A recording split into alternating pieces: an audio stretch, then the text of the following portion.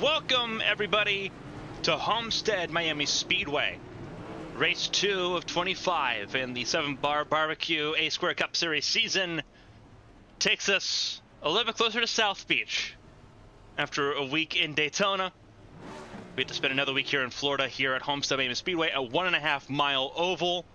Very unique compared to other 1.5-mile ovals, but a favorite among both fans and drivers alike. 44 drivers will have to try to qualify their way in. One driver will fail to qualify and go home. The Black Acid 220 here from Homestead-Miami Speedway is coming right at you here on ABM.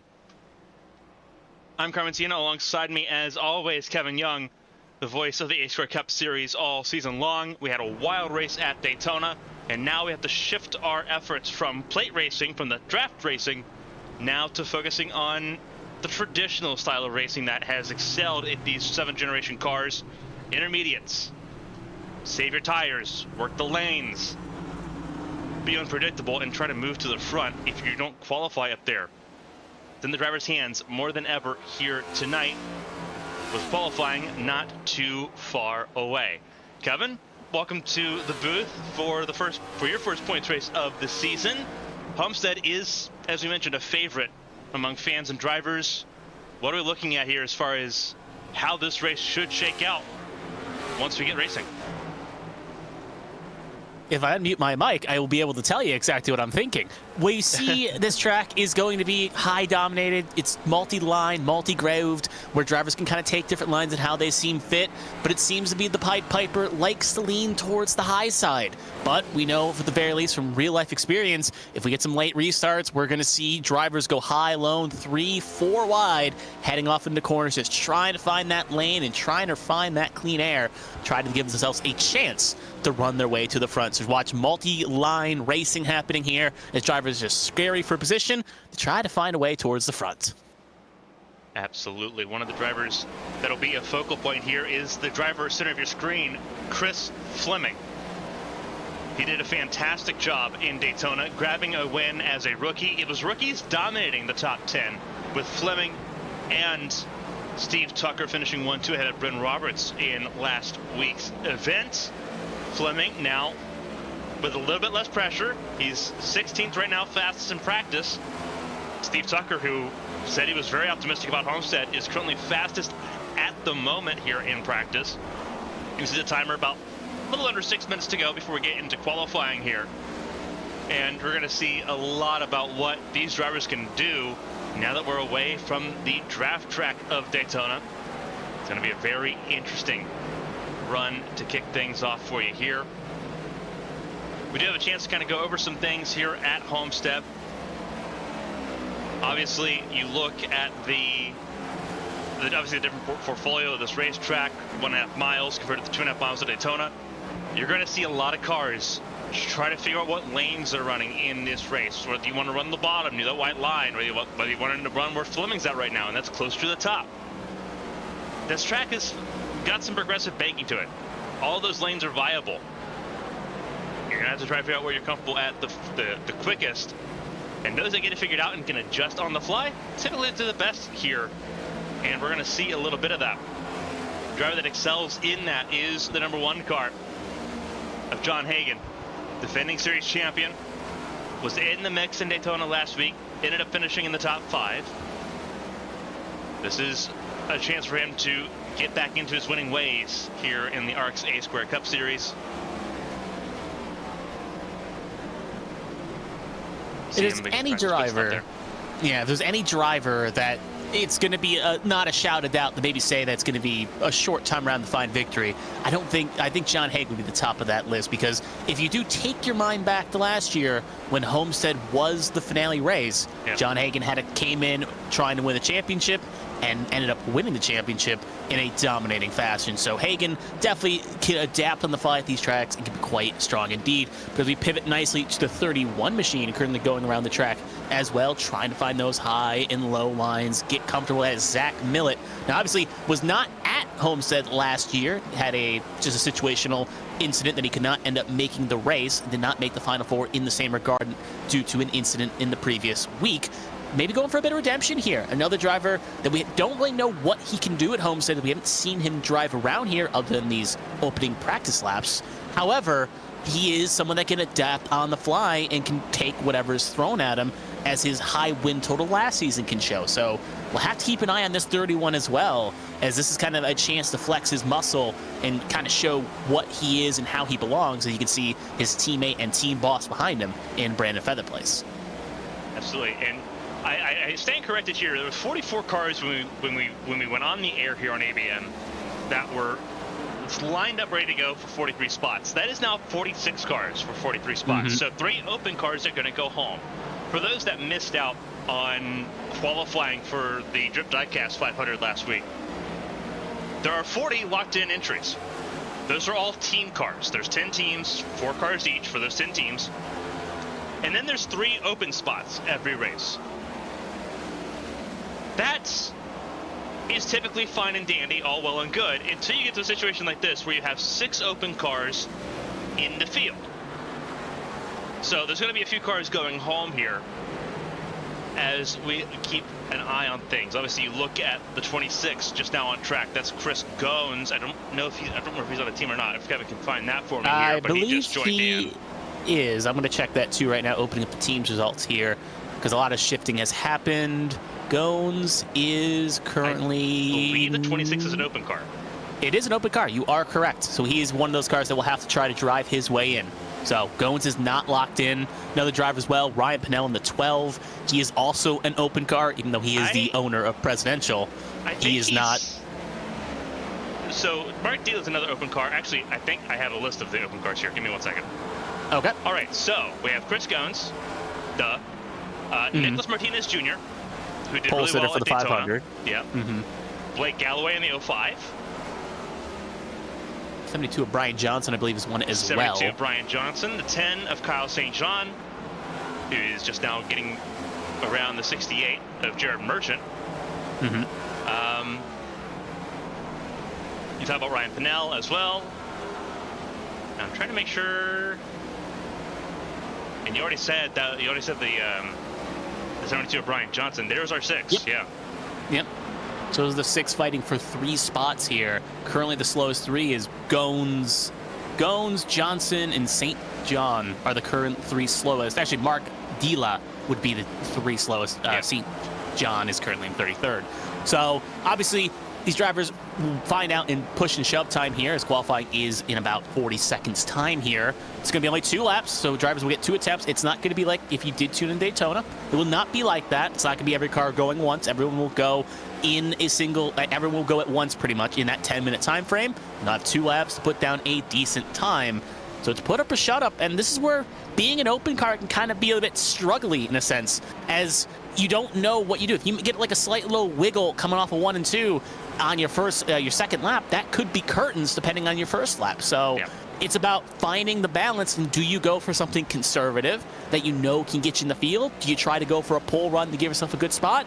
Or if you may not have the speed at all, do you go foot to the pedal to try to get in at all? So we'll have to see. Steve Tucker pull on over here. He will be the fastest in the practice session, but will that hold during qualifying? Only one way to find out, and we'll see this up here coming up next.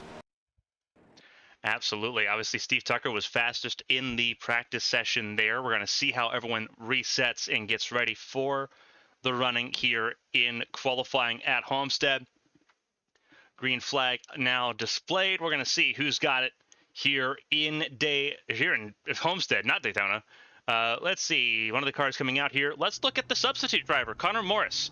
He is getting ready to run here in the number 3 for Carolina Bugle Racing, filling in for what has been a merry-go-round for that car since Daytona. Connor Morris in the 3 car, filling in for Steven Oberstadt now in that Carolina Bugle Racing team. On the bright side, unlike for the 500, where he was one of the last cars to get in, at the very least now, he has a guaranteed seat for Homestead, so I have to be a bit careful. Don't want to rack up any penalty points. I know a few drivers have already put themselves in the hole that they would not like to be in, so make sure you keep your license clean here, and he's going to hit the wall a little bit. Luckily, he will not invalidate coming to the line. However, he'll have to keep these 2 laps clean. That's another thing to keep an eye on as well is the wall can be a bit unforgiving. Give it too hard of a hit, that will invalidate the run. So if you're going to play with fire on the high side, you're going to have to be able to make sure you do not invalidate your run, and be careful. So right now, Morris obviously keeping it clean through 1 and 2 there, not touching the wall, flirting with danger though, as he'll send it off into 3 and 4. Take a bit of a lower line here, not taking the Reddick or the Larson line we see in real life. As he comes off of 4 here, where will that number 3 for Carolina Beagle slot itself? They'll come across the line now. Lap number 1 will be the fastest, but instantly bumped off by Seth Wanzing. We'll have to see if the second lap is going to be the money lap or the first lap will be the quickest opportunity for these drivers. He gets a wiggle there, and it looks like it'll be run done. And now, John Hagen, he was doing those wobbles outside the access road, so really trying to get those tires up to heating quickly in order to try to put down the most competitive time he can, as he'll come off of 4 here to start his first lap. Yeah, this is John Hagen, center of your screen, the number 1 car, beginning his run, expected to be up there near the front of the field. Jonathan Adams currently provisional pole ahead of Cody Pennell and Josh Gaiman. Nicholas Martinez Jr. just put himself in safety, 4th fastest in the 48 car, qualifying well once again in Florida. And Kyle St. Jean goes top 6.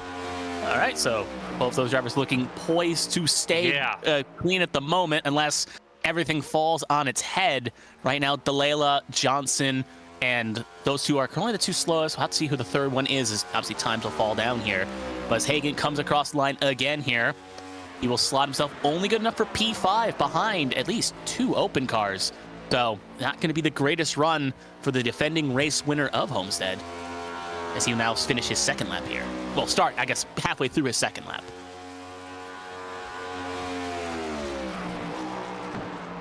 Yeah, really good run there. Chris Goins on his lap right now. He's got to make something count.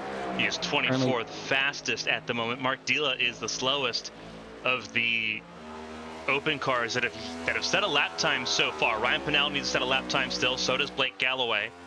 So Mark Dila not in a good spot. Chris Goins not in relative safety just yet. He is ahead of Brian Johnston though. So if one of the other 2 of Galloway or Ryan Pennell, if they qualify behind Chris Goins, he's safe and in here for the Black Acid 220. Yep. By the way, Hagen has jumped up to pole position, so he will be our provisional pole sitter here. With over 6 minutes to go, Chris Goins finished up his second run, good enough for 17th. So right now, again, as we wait for more cars to file off here, Ryan Pennell just started his flying lap of 2, it seems. So he now knows the time he has to beat. And this is kind of an interesting point. Being an open car, I would actually probably like to go last, or at least near the end of the time limit, because you know what you're running for. Yeah. It's like college football. You want defense first, so you know what you have to beat in order to get into the show. But some drivers provisionally like to go out there early and just set the time and hope they cannot get beat by the cars around them. Yeah, it's like decision day either in football or in MLS, where you have that early block of games and you can usually tell, depending on how the opening goes, where you need to finish. Ryan Pennell, first lap, only 37 fastest, not safe enough. He is behind Brian Johnson. He's ahead of Mark Dila though, but not good enough if he's going to try to make the race here. Ryan Pennell said that this is likely his last season. It's reflected on his number 12 machine. He would like to not kick off the season with a D&Q. With 46 cars, remember 3 open cars go home. Ryan Pennell, one of them. El Presidente has never failed to qualify for an A-Square Cup Series race. He will improve up to 26. That did a lot better. Dila in 42nd fastest at the moment. He is confirmed out. Brian Johnson, the 72. 34th. He is also right now confirmed out. And then the third car at the moment, Chris Goins is ahead of Ryan Pennell, and obviously St. John and the 48 are ahead. Yeah, Blake Galloway is also safe. Now, let me make sure, Kevin, if you can for me real quick, make sure the 12 is not a chartered entry and that Ryan Pennell is a fill-in driver. He is not, because when the transactions happened during the opening part of the season, the 12 relinquished his ride to a few other cars, including some other names. Right now in Presidential Racing, the 4 charter teams are the 21 of Huck, the 6 of Rupert, the 76 of Angel, and the 88 of Ethan Wood, or the 4 confirmed entries for Presidential. So He is an open car that will have to try to qualify his way in, as we see James Mendez, one of the last few cars to set a time here, as we got over 4 minutes to go here. He, along with Brian Dixon, Elthridge George, and Bren Roberts, are going to be the last 4 to go here. And I believe Dixon, George, and Roberts are obviously not open cars. I believe the same thing for Mendez. So yeah, I have to check on Mendez here.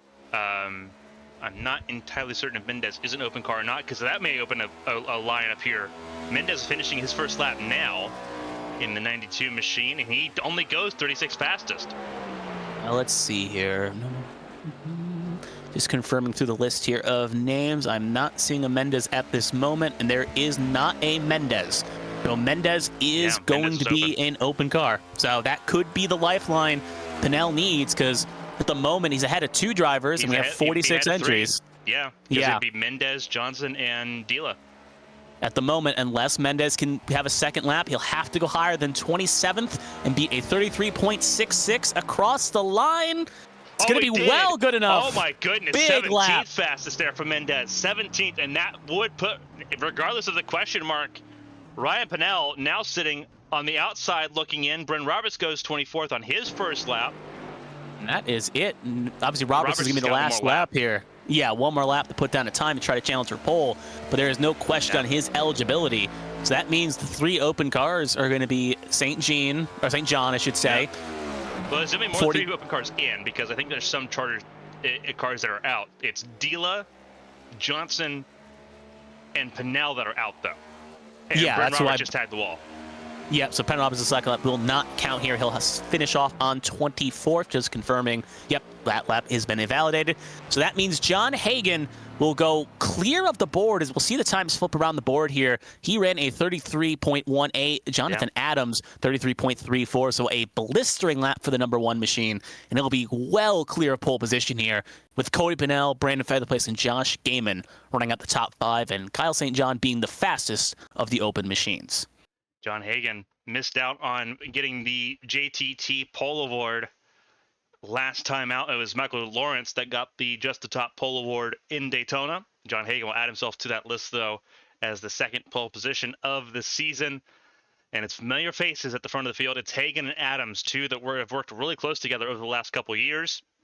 They will run the field to green when we get going here in Homestead. As you mentioned, Cody Pinnell, he's looking pretty good right now. Featherplace looking at home as well. Josh Gaiman, who did not have a great time at Daytona. I actually believe missed out on Daytona altogether. So this is his first chance to make some points. He is well down in the point standings. And then Kyle St. John in the 6th and the 3rd row as well, P6. Brian Dixon looking well as a rookie as well. Steve Tucker, who was fastest in practice, is 8th. Nicholas Martinez Jr., who led the most laps at Daytona last week, alongside Matthew Kitt in row number 5. And that is your top 10 as things run along here. So time beginning the run out here, where I believe we're to the point now where even if a 47th car did pop in, they would not have enough time to run a lap. So everything's looking pretty well set and confirmed. So John Hagan, Just the Top pole award winner here for Homestead. It's almost showtime here. So we'll go over the full running order in, as far as the starting grid and who's in and who's out here in just a moment. Obviously, everyone just kind of running through things here in Daytona, here in Homestead. I'm still saying Daytona because I've been on Daytona so much the last 4 weeks. It has been a wild time. We're away from. We're still in Florida too. We're in Florida on Wednesday for the Champ Car World Series at Sebring. So we're still in the same state. It's all mushing together. Virtual tour of Florida. You go south, and then you're going to go a little bit more to the west and north, and then eventually we'll get out of Florida. Next week, obviously, I'm going to Bristol, as I think Winstill starts up next week. You'll be heading back to Daytona. So I'm out of Florida after this. You, on the other hand, you may have another week in virtual land in Florida. Yeah, I am feeling it, Mr. Krabs. I am feeling it right now. At least the weather's nice. Yeah, I guess. So qualifying done and dusted here. And Kevin, you can keep an eye on the official chatter to see who's in and who's out. I believe we had it pretty well nailed that it was Mark Dila, Brian Johnson, and Ryan Pinnell. But there's so many movements that happen here. So many cars that, you know, have substitute drivers or need substitute drivers. Two notable ones. We saw Connor Morris in the 3 car. The other substitute car is the 43, which has Brian Messer in it instead of Tommy Withers. And actually, yeah, Brian Messer is actually on track. There is a incorrectly numbered number 43. That is supposed to be the 43 of Brian Messer. As you can see there, we have our incorrect. It just isn't correct for him. Yeah, that is a bit interesting. I want to reset trading paints real quick just to make sure that I'm seeing things correctly. I'm checking a scheme too for you as well. I got 43 on my screen. He's in a Bass Pro Shop Tracker scheme. So that is not what I'm seeing. So we'll just see if we can get that reset, because I see a black rifle coffee machine number 51. Yeah, obviously just giving you a clue what I'm seeing. So it is a your end issue, not a overall issue with him. So don't one of those that joined in late in the session too, because I've been in here for a little bit. So that makes sense. Zach Millet, though, we know his car is looking fine. The 31 car, the Toyota, one of the Boy Esports cars, looking for a chance to get on the right track and get a race win. What's interesting to note as we watch that, looking at some of the drivers leading out, obviously you're right, Johnson, Dila. Cressy was also in the session, but did not take a lap. So he will, even though didn't get off the trailer in time, he'll be another driver that will end up taking a early shower here. Cressy did take a qualifying lap. He did? I didn't see him on the board. All 46 cars ran laps. Okay. So I believe he was just kind of middle of the road. I don't think he was. He was obviously wasn't top 10, but he wasn't bottom 15 either. I think he was like in that like 13th to 25th range. Maybe. One other thing to note as well, Steve Tucker seems to have had a connection issue here. He's just rejoined, so he's got 2 minutes to get back in here. Well, yeah, about 2 minutes right now. Yeah. We'll have plenty of time, but there is a bit of a concern because we do know, at least through the new iRacing updates, there is possibilities of flags if connectivity issues persist. Obviously, not in place yet. Been approved.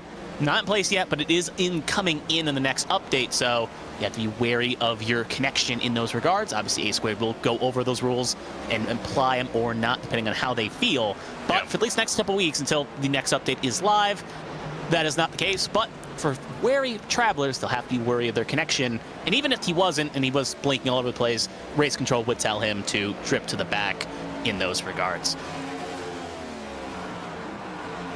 So paint still not updated for the 43, so we'll have to keep.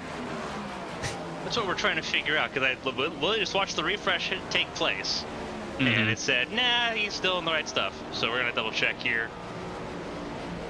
I love technology. Yeah. I forgot that the 43 that Withers was in a Chevrolet. He's usually in a Toyota. It is not the case today. One more reset. Hopefully this works. Just going through all the systems that we have at the moment to see if it works. Yeah, because trading paints is fickle. I know sometimes when I've used it in the past, it was like, oh, it's updated, and it then doesn't change all the paints. So yeah, obviously still great, a good enough system. Because obviously it's good we can have custom paints in iRacing at all, but sometimes it can be a bit messy. Yeah, so we're just making sure that we can see all the cars here, because if we can see Brian's, then all of them will be updated.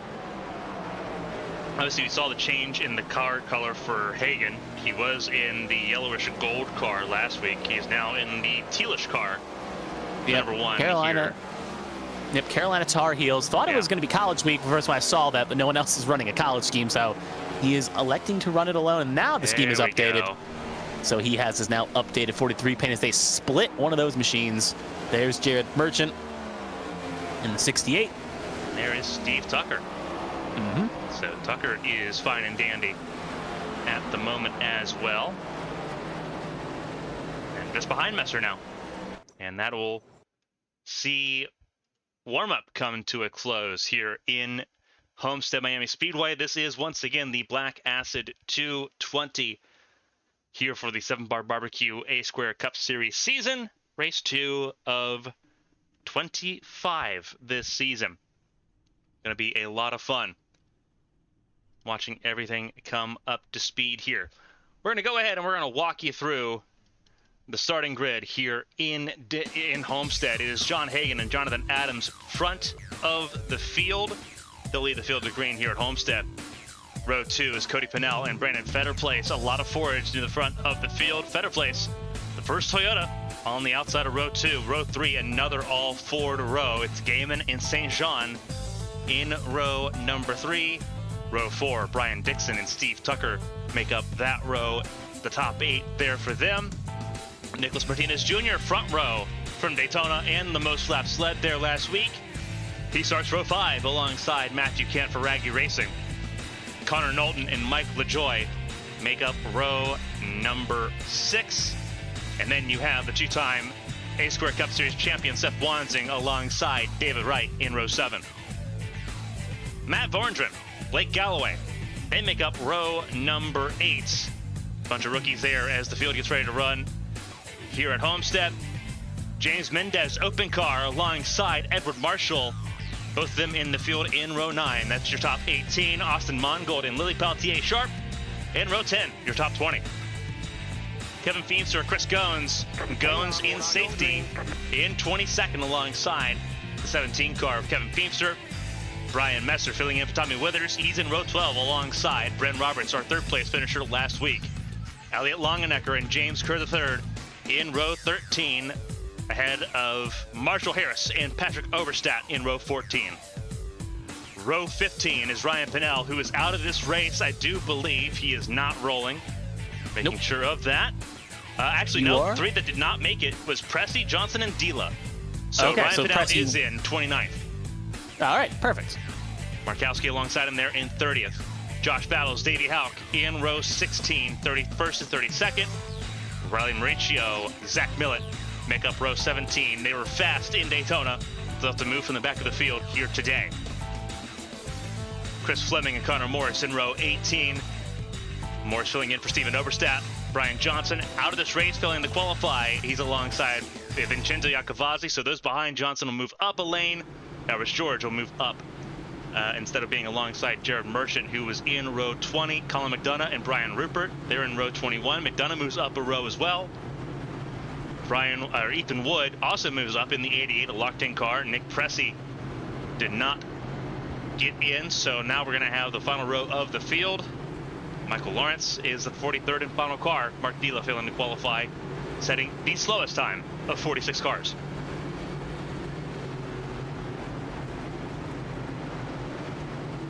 All right, so 43 cars. We're all lined up and ready to go here in Homestead-Miami Speedway.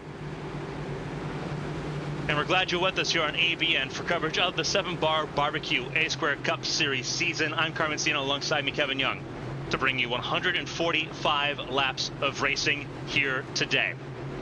Stages, pretty simple. Lap 20, lap 70. That's when the stages end.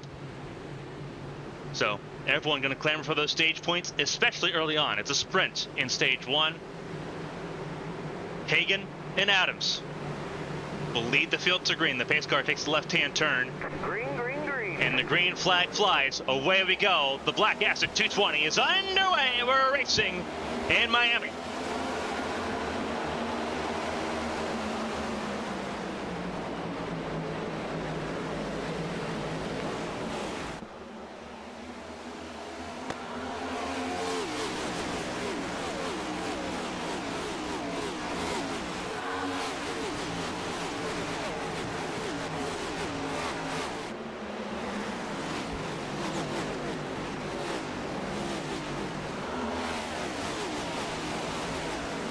And you can see they're all spread out already from lap number 1. All 3 lanes around this racetrack in use as they go flying into turn 1 now at speed.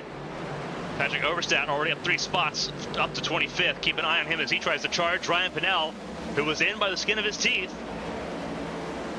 Working the bottom lane there as they battle mid-pack. Front of the field, it is still all eyes on John Hagan, but Steve Tucker in the 24 trying to make his way forward. Running from the bottom to the top. Brian Dixon also making his way forward. There is 61 of Josh Gaiman. Tom Sears filled in for him last time out at Daytona. Tom Sears led a lap in the 61 car. Kept that car running here in the 500 last week. But look at that 10 car. Look at Kyle St. Jean. Open car, independent car, did not get drafted in the A-Square draft back in January. And he's trying to challenge the 28 of Cody Pennell for second place. John Hagan is already almost a second clear. That is what clean air does for you here at Homestead. John Hagan is out and in the open at the moment. Behind, it's a wild hornet's nest of cars. All the way front and back. As they go into 3 and 4 here. And it's the 8 car of Adams up top, the front row starter. Driving back a little bit here. But you can just see the breadth of activity from 2nd to 43rd already. Again, lap 20 is when the stage ends, so you've got to make your moves quick if you're trying to gun for those stage points. After the races some people had last time out at Daytona, stage points will be very helpful. But how quickly can you make work happen here? You need these Goodyear tires to fall off quickly. It's been a common complaint, though, around these Goodyear tires. They don't often do so. Kyle St. Jean, though, almost wore out that Ford Mustang. Got loose out of turn 4.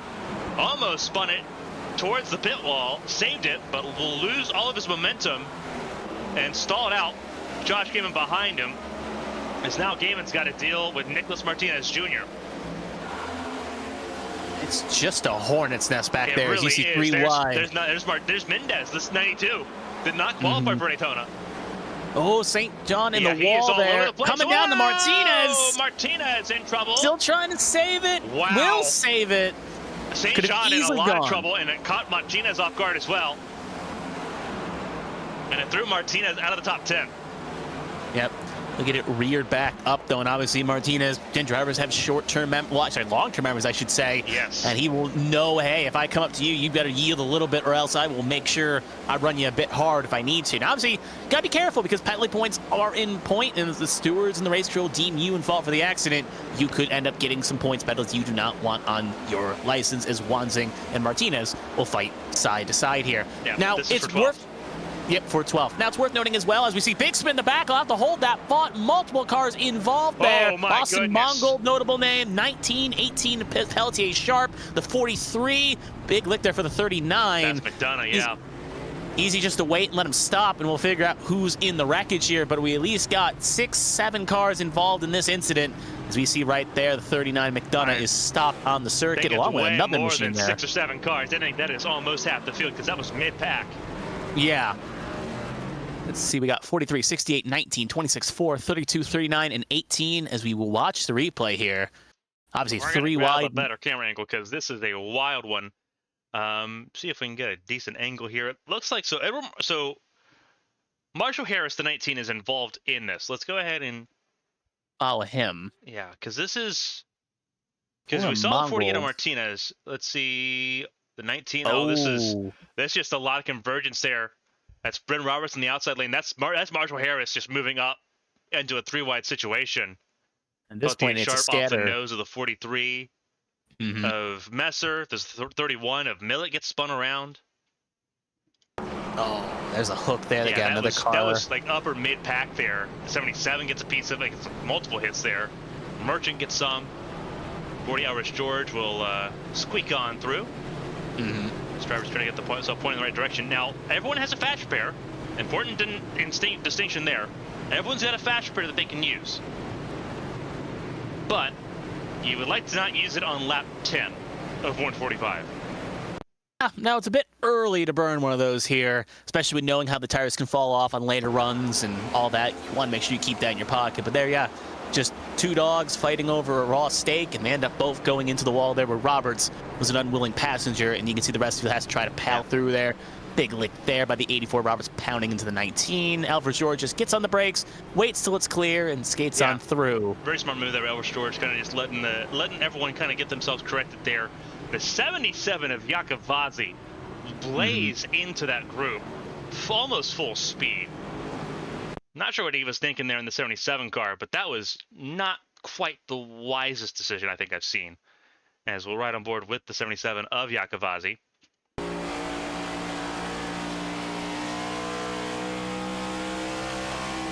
Pops up.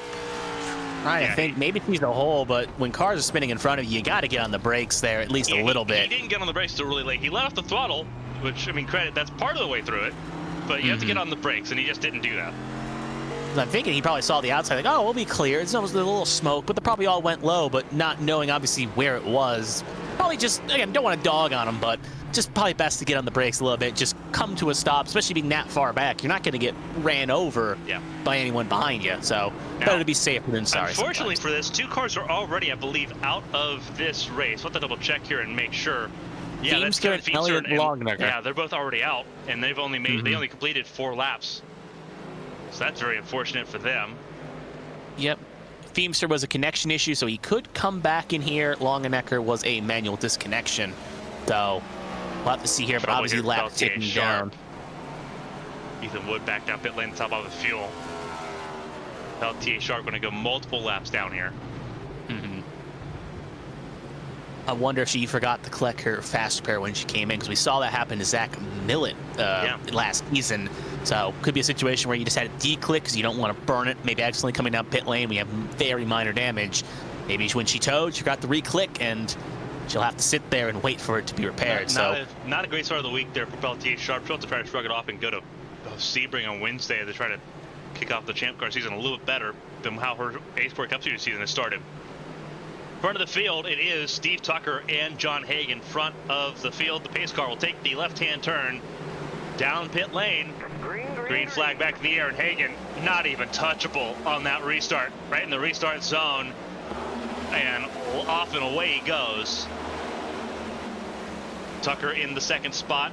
Jonathan Adams trying to battle with Cody Pennell for the 3rd place spot. The 1st and 2nd have gotten through single file. We have 9 laps to go until the stage, and there's already trouble. That is Fenner Place, spun around backwards. Luckily, we'll not hit anything but single cars, so we will stay green because of that. Single car and off the racing surface, which is an important distinction there. These cars are a handful when they're on cold tires, like where they're at right now. Even if you don't take tires on this pit stop when you grab your fuel, it takes a lap or so to get them up to speed. These cars are very finicky when it comes to tire temperatures. It takes a little bit for them to get up to it, and it's very easy to overheat them. On the outside lane, that's James Mendez. Tagged the ball on entry. So does Kyle St. Jean just behind him. Well, minor tap, though, so car really did not lose any speed there. Look at Mendez flying on the outside lane from 6th to 3rd. Obviously, he didn't have a chance to race at Daytona last week. But now we're seeing a little bit of what Mendez can do front and center. One of the friends to Vincenzo Iacovazzi involved in that first incident.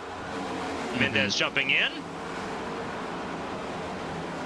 and doing an outstanding job at the moment, battling with Jonathan Adams for that 3rd spot. Remember, top 10 get stage points. That is all very important here, especially for those that weren't at Daytona. They've got to dig themselves out of a hole. Mendez, Gaiman, Martinez, who failed to finish the race, even though he got a lot of points in stages in Daytona, didn't finish. Needs a little bit more work to do. Especially with the season being short, I just saw a car take a little spin there in the back. Everyone's pointing in the right direction, though, but definitely a little bit of a argy-bargy in the back there. So we'll head back towards... double check it. It is not anyone I can see that was still lingering. Nope, they kept it pointing the right direction, but I saw him woe that thing down. I'll get you the name in a second. It was the 00 machine, but way off the road, and got it back up. Basically skated through the backstretch there, but no harm, no foul, other than to his times, as we watch 92 currently under pressure here as he is battling for position with Josh Gaiman. John Hagen still leads, trying to go for the stage win here, coming to 4 laps to go in the stage. Steve Tucker keeping him honest, though. 0.5 the gap. It was shorter when it was Jonathan. It was shorter than when it was Jonathan Adams. Jonathan Adams lost a 2nd in the first 9 laps to John Hagen. Hagen running from the bottom to the top now. Tucker also running the top lane. both of them have broken away from Adams and Mendez and company. Mendez still just taking the top side. Josh Gaiman believing in the bottom lane near the white line. Martinez slides in front of St. Jean. St. Jean and Martinez, who have already squabbled a little bit in the opening stanza of this race. Two of the open cars. Martinez in the middle. St. Jean moved down to the bottom. Seems like there's a preference difference here as St. Jean gets in front of Martinez. Cuts it close. Connor Knowlton. Yeah, there's the two. It's Connor Knowlton. Yeah, he's ready to try to pick up the pieces. Yeah. Something happens here. And his teammates leading the way, and comfortably so at the moment as things stand. He's going to try to hold both the open cars at bay.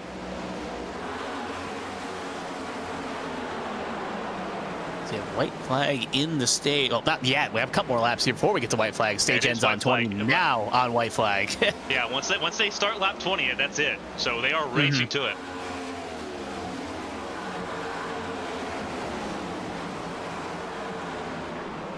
And yellow is out. Yep. Actually, it's for a crash. James Kerr looks like he had an incident back in the pack. Yeah, you can see the skid marks there for James Kerr in the 75. And he got in contact with someone else, so that would be two cars on the racing surface. So that will be an end to the stage here. John Hagen will take the win here, but watch here as he's coming up the road here. Oh, he's already loose. He's already well loose, and that is James. That's Jared Merchant in the 68 that he got. And unfortunately, that was just Kerr getting loose out of two, and Merchant had already kind of picked his lane. You kind of just hope that Kerr just continues to slide to the inside, but Kerr tried to save it and overcorrected on him. So he will get an EOL. He will basically probably just tow to pit lane here. We'll take another look here. Yeah, we're going to see if we can ride on board with the 68 of Jared Merchant here, because it's not a pleasant hit when you're kind of just trying to mind your business here. This is on the 68 of Merchant. That's the 75 just ahead of him, and really nothing you can do because it's just there's nothing you can do. Like you pick your lane, you see the car turn, you see the car sliding to the left, and you're just like, okay, either he's gonna overcorrect into me or he's just gonna slide left. And you can't lift off because there's cars behind you; those run you down. So he had really no choice there. He just had a hope, and well, ended up picking the wrong door. That's one of the things where instinct over thought process kind of kicks in there as Kerr's in pit lane, because the instinct is try to save it. Mentally, you should just let it slide, like what we saw with Ryan Blaney earlier in the Atlanta race in real life today. He just kind of let it stay left, let it slide left, and stayed out of the way, and no one got hurt because of that. And Kerr was just trying to save it, and in this car, very rarely do you ever actually get to save it and keep it straight. Usually you just flops the other direction, and that's what we saw there. And well, we saw Verdone do it on the backstretch a little bit earlier, but obviously sometimes a coin doesn't land up the same way. We saw Brandon Fennerplace when he got spun to the left side. He kept it left.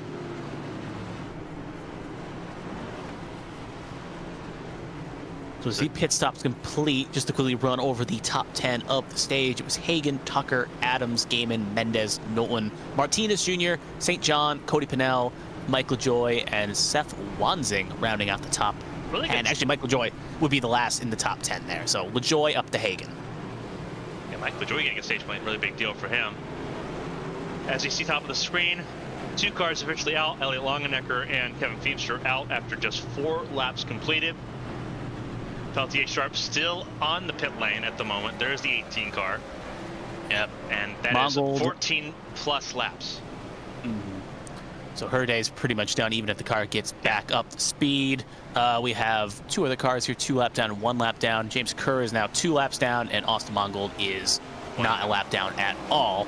So looks like only other one down is Riccio, who is also going to be 1 down at the moment. So luckily, being the only car 1 down in the 32 machine, it'll be prime picking to get back on the lead lap if we get another quick caution. 2 cars a lap down here because Mongold is a lap down. Oh, he is? In Okay. 39th. Yeah, Mauricio is 38th, Mongold 39th, Kerr in pit lane having to tow. He's going to be at least 2, more likely 3 laps down at this point. It puts Vincenzo Iacovazzi, the 77, the last car on the lead lap with some connection issues for that 77 car. And you see at the front of the field, it's John Hagen and Jonathan Adams not Jonathan Adams. Well, they are on the inside lane. Steve Tucker and Josh Gaiman outside lane. Green flag flies once again here in Daytona, here in Homestead. I keep saying Daytona, and it's going to kill me because I'm going to mess it up at next weekend as well.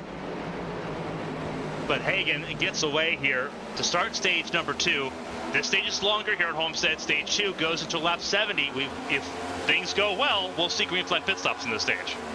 Yep, and that will be indicative, as obviously drivers don't have to take the access road. They can come in straight off of 4, but it is a bit of a tricky one. We've seen Larson hit it in real life. We've seen Kurt Busch in 04, even though different machinery, also almost hit the pit itinerary. So it can sneak up on you if you get a little bit over-aggressive trying to get that perfect run in.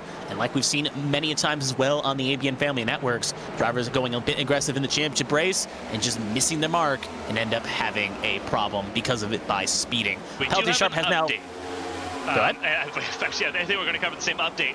Peltier Sharp and James Kerr confirmed out here at Homestead. Kerr confirming with us here at ABN that his race is over. Peltier Sharp confirming with the ARCS officials that her race is over, and that'll be reflected here soon on the ticker that Peltier Sharp is now officially reported as out. 3 cars on pit lane. Mauricio, Wood, Kerr, whose car is being towed back to the garage where it's done, and Vincenzo Iacovazzi, I believe. And again, there's a lot of damage on the 77 car, I believe, still from that first pit stop. I believe with these, this is penalties. Yeah. Yep, these are penalties. This is not great. This is Ethan Wood, the 88. So they're going to go down a couple laps here. Did hear on the radio comm that Wood chimed up. Did not hear exactly what he said. I think it may have been a bit of a struggle in the back there when drivers were trying to get caught up there and trying to get around the line to get caught up. And I guess some got some drive-throughs because being out of position. So right now, the 77 machine of Vincenzo currently 45 seconds. We'll see if he fires off here in a second. It's still long clock here, so maybe going for some extra repair as well. Keep in mind here, this is all being run by the iRacing system. The only black flags that will be cleared is if you spin into pit lane, because if you're spinning down pit lane, it gives you an unsafe pit entry. That's the only penalty that can be manually cleared in the race. Passing under yellow, passing before the green, all of that stuff is penalties you have to serve. Usually they're stop and goes. If you're jump starting, that's a hold. Entering a closed pit can be a stop and hold as well. So it can be a giant kick in the teeth here.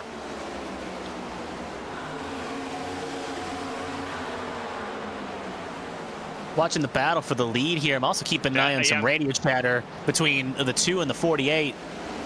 And a little bit Knowlton and Martinez. All right. Yeah, Martinez piring on the radio. He's getting blocked by Knowlton. Knowlton trying to hold line. Remember, Knowlton's got a rep to being a little bit aggressive, so has to keep it calm here. And Knowlton started the season with in the negatives because of his aggressiveness. But back up to the lead, though. Tucker on the corner panel. That is ready itself out, but Tucker... He is ready to go after Hagan here. Obviously, we saw how much closer he was able to stay with Hagan on that last restart in stage 1. But now he's right there on the 1 of Hagan. Really keeping him honest. And Josh Gaiman's in the mix, too. Hagan and Gaiman go way back at this point here. Both of them are racing against each other, both in ARCS and in HTL and in AVN. For the Champ Car World Series, they race against each other quite a lot. So Steve Tucker in really good company, all things considered here. All 3 of these cars a second ahead of Jonathan Adams, who just does not seem to have the race pace at this point. He qualified second in the number 8 machine, and it just seems like there's something missing. Tucker just gave the bump to Hagan there, accidentally off the 2 there. It works. Hagan got moved out of the way. Gaiman's like, I'm going to take the hot hand. And so now, first lead change of the day is going to be that of the 24 of Steve Tucker. Up to the front. It wasn't intentional at all. Just the 1 got a little kick there. 24 had the run, and they just got not enough to dump him, not enough really to upset him, just enough to give the 1 a little jolt.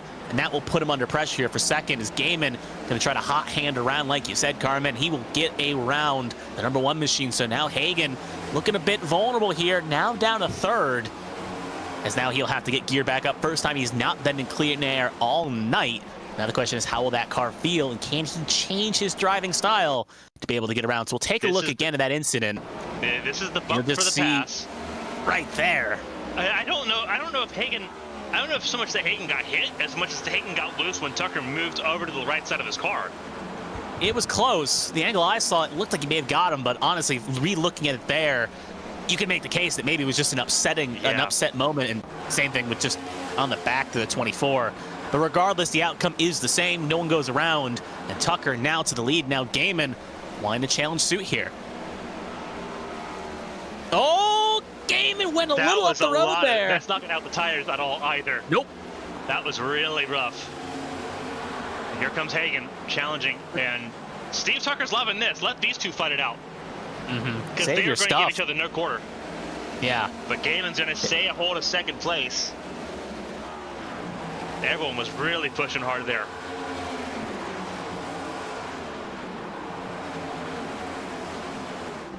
Watch this battle here rage on. Absolutely. Keep an eye behind the field here. Zach Millett up 28 spots, currently in 6th. He's at the moment in that second back. He got spun out in that first caution on lap 9. So he's had to work his way from the very back of the field twice. He started obviously low in the field as well. So he has not been a happy camper here so far to kick off the day. And we'll actually pull up here for Zach Millett. He started 34th. That's where he's been there twice. But he's up to 6th place right now, doing a really good job in that 31 car. He is currently the biggest mover of the race, but not by much, because here's Connor Morris from 36th up to 11th at the moment. Up 25. He's been in the top 10 sporadically here, challenging with Seth Wanzing as racing continues on in stage 2. And then another one of the biggest gainers at the moment is going to be that of Michael Lawrence. Oh. Let's go back to the lead here. Hagan side by side with Gaiman here, as Hagan's shooting it low there on Gaiman. We're side by side down the backstretch here. Now Hagan coming back to life here. He wants that lead back. He will get second position right now and set his sights on that 24 machine. The 24 here as well. So this could be a chance for a little bit of turnabout fair play. Not the case though. Hagan goes very top lane up near the wall. And he's going to have a lot of momentum out of turn 2, and not even close. Oh, look at that. Even Gaiman's going to get a chance here, too. So I think Tucker got out of it because he got really tight. That right front tire has got to be screaming for Tucker right now. He has been driving the absolute, you know what, out of that 24 Chevrolet. Drops down to 3rd. Gaiman back up to 2nd place. Hagan back to the lead of this race. Steve Tucker, though, importantly, he's got 6 laps led. He's the only other person that's led a lap other than John Hagan. And you want to talk about how many laps John Hagan's led out of 37 completed laps.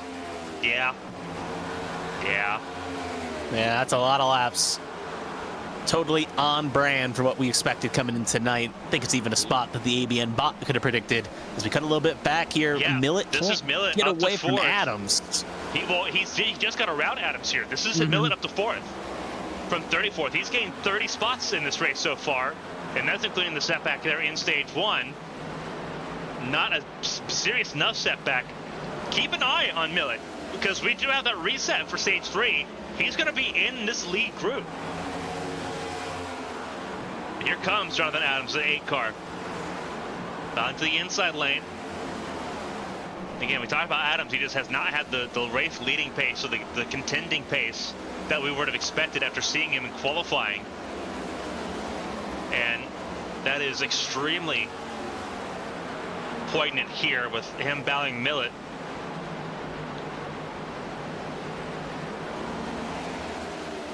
Nicholas Martinez Jr. up 3 spots. Started this race in 9th. Has not dropped any lower than 12th, sitting in 6th at the moment. Right now just kind of keeping things steady, knowing that there is pit stops here. The pit window is 35 laps here in Homestead. So we do have that pit stop here. Obviously the stage over 45 laps of green flag racing here. So we're going to see that pretty well take flight as Adams has now dropped down to the 6th spot. Now trying to stay ahead of Connor Knowlton, who has been vocal with Martinez in this race so far. Those two chirping back and forth over the radio. Mike LaJoy I will say, he's been under the radar. That 29 car has been fantastic so far. The Hartford car. Yeah, the Hartford Whalers, 29. Absolutely fantastic seeing the Hartford Whalers on the side of that 29 car. He's gotten ahead of Cody Pinnell, who's fallen back a little bit, and there's Seth Wansing right now in 10th. Never counted a two-time champ, as he is calling through his field as well right now. Should be worth noting as well, two things to note as we'll do a little homework here, as right now we can confirm through some chatter here that there actually are no fast repairs available for this race. So if the car ends up getting heavily damaged, it will be day done for them. So you'll have to keep that in mind, that if you do end up going for a wild ride, you want to make sure you avoid hitting something, and even if you do, you may knock the speed out of if you're not careful. Heading a little bit further back, we see David Wright, Matt Verdon, and I think that's the 80. That's the 05 of Blake Galloway. 05. Yep, thank you. And they are battling right now a little bit further back in the pack here. They're fighting for position, trying to find their groove here as they get it all settled out. Brandon Fadlerplace not having the day he'd like. He's only a couple spots ahead of this battle, currently in 21st, just behind the 15th of Matthew Kent in the Bucky's 15. Yeah, remember Fadlerplace he spun out in stage number 1. Didn't cause a caution, didn't wreck the car, obviously. He's still running, he's still got some pace, but just indicative of where his race has been so far. He is down 17 spots from where he started, from where he qualified. He's currently in 21st, battling with the Bucky Beaver machine of Matthew Kent.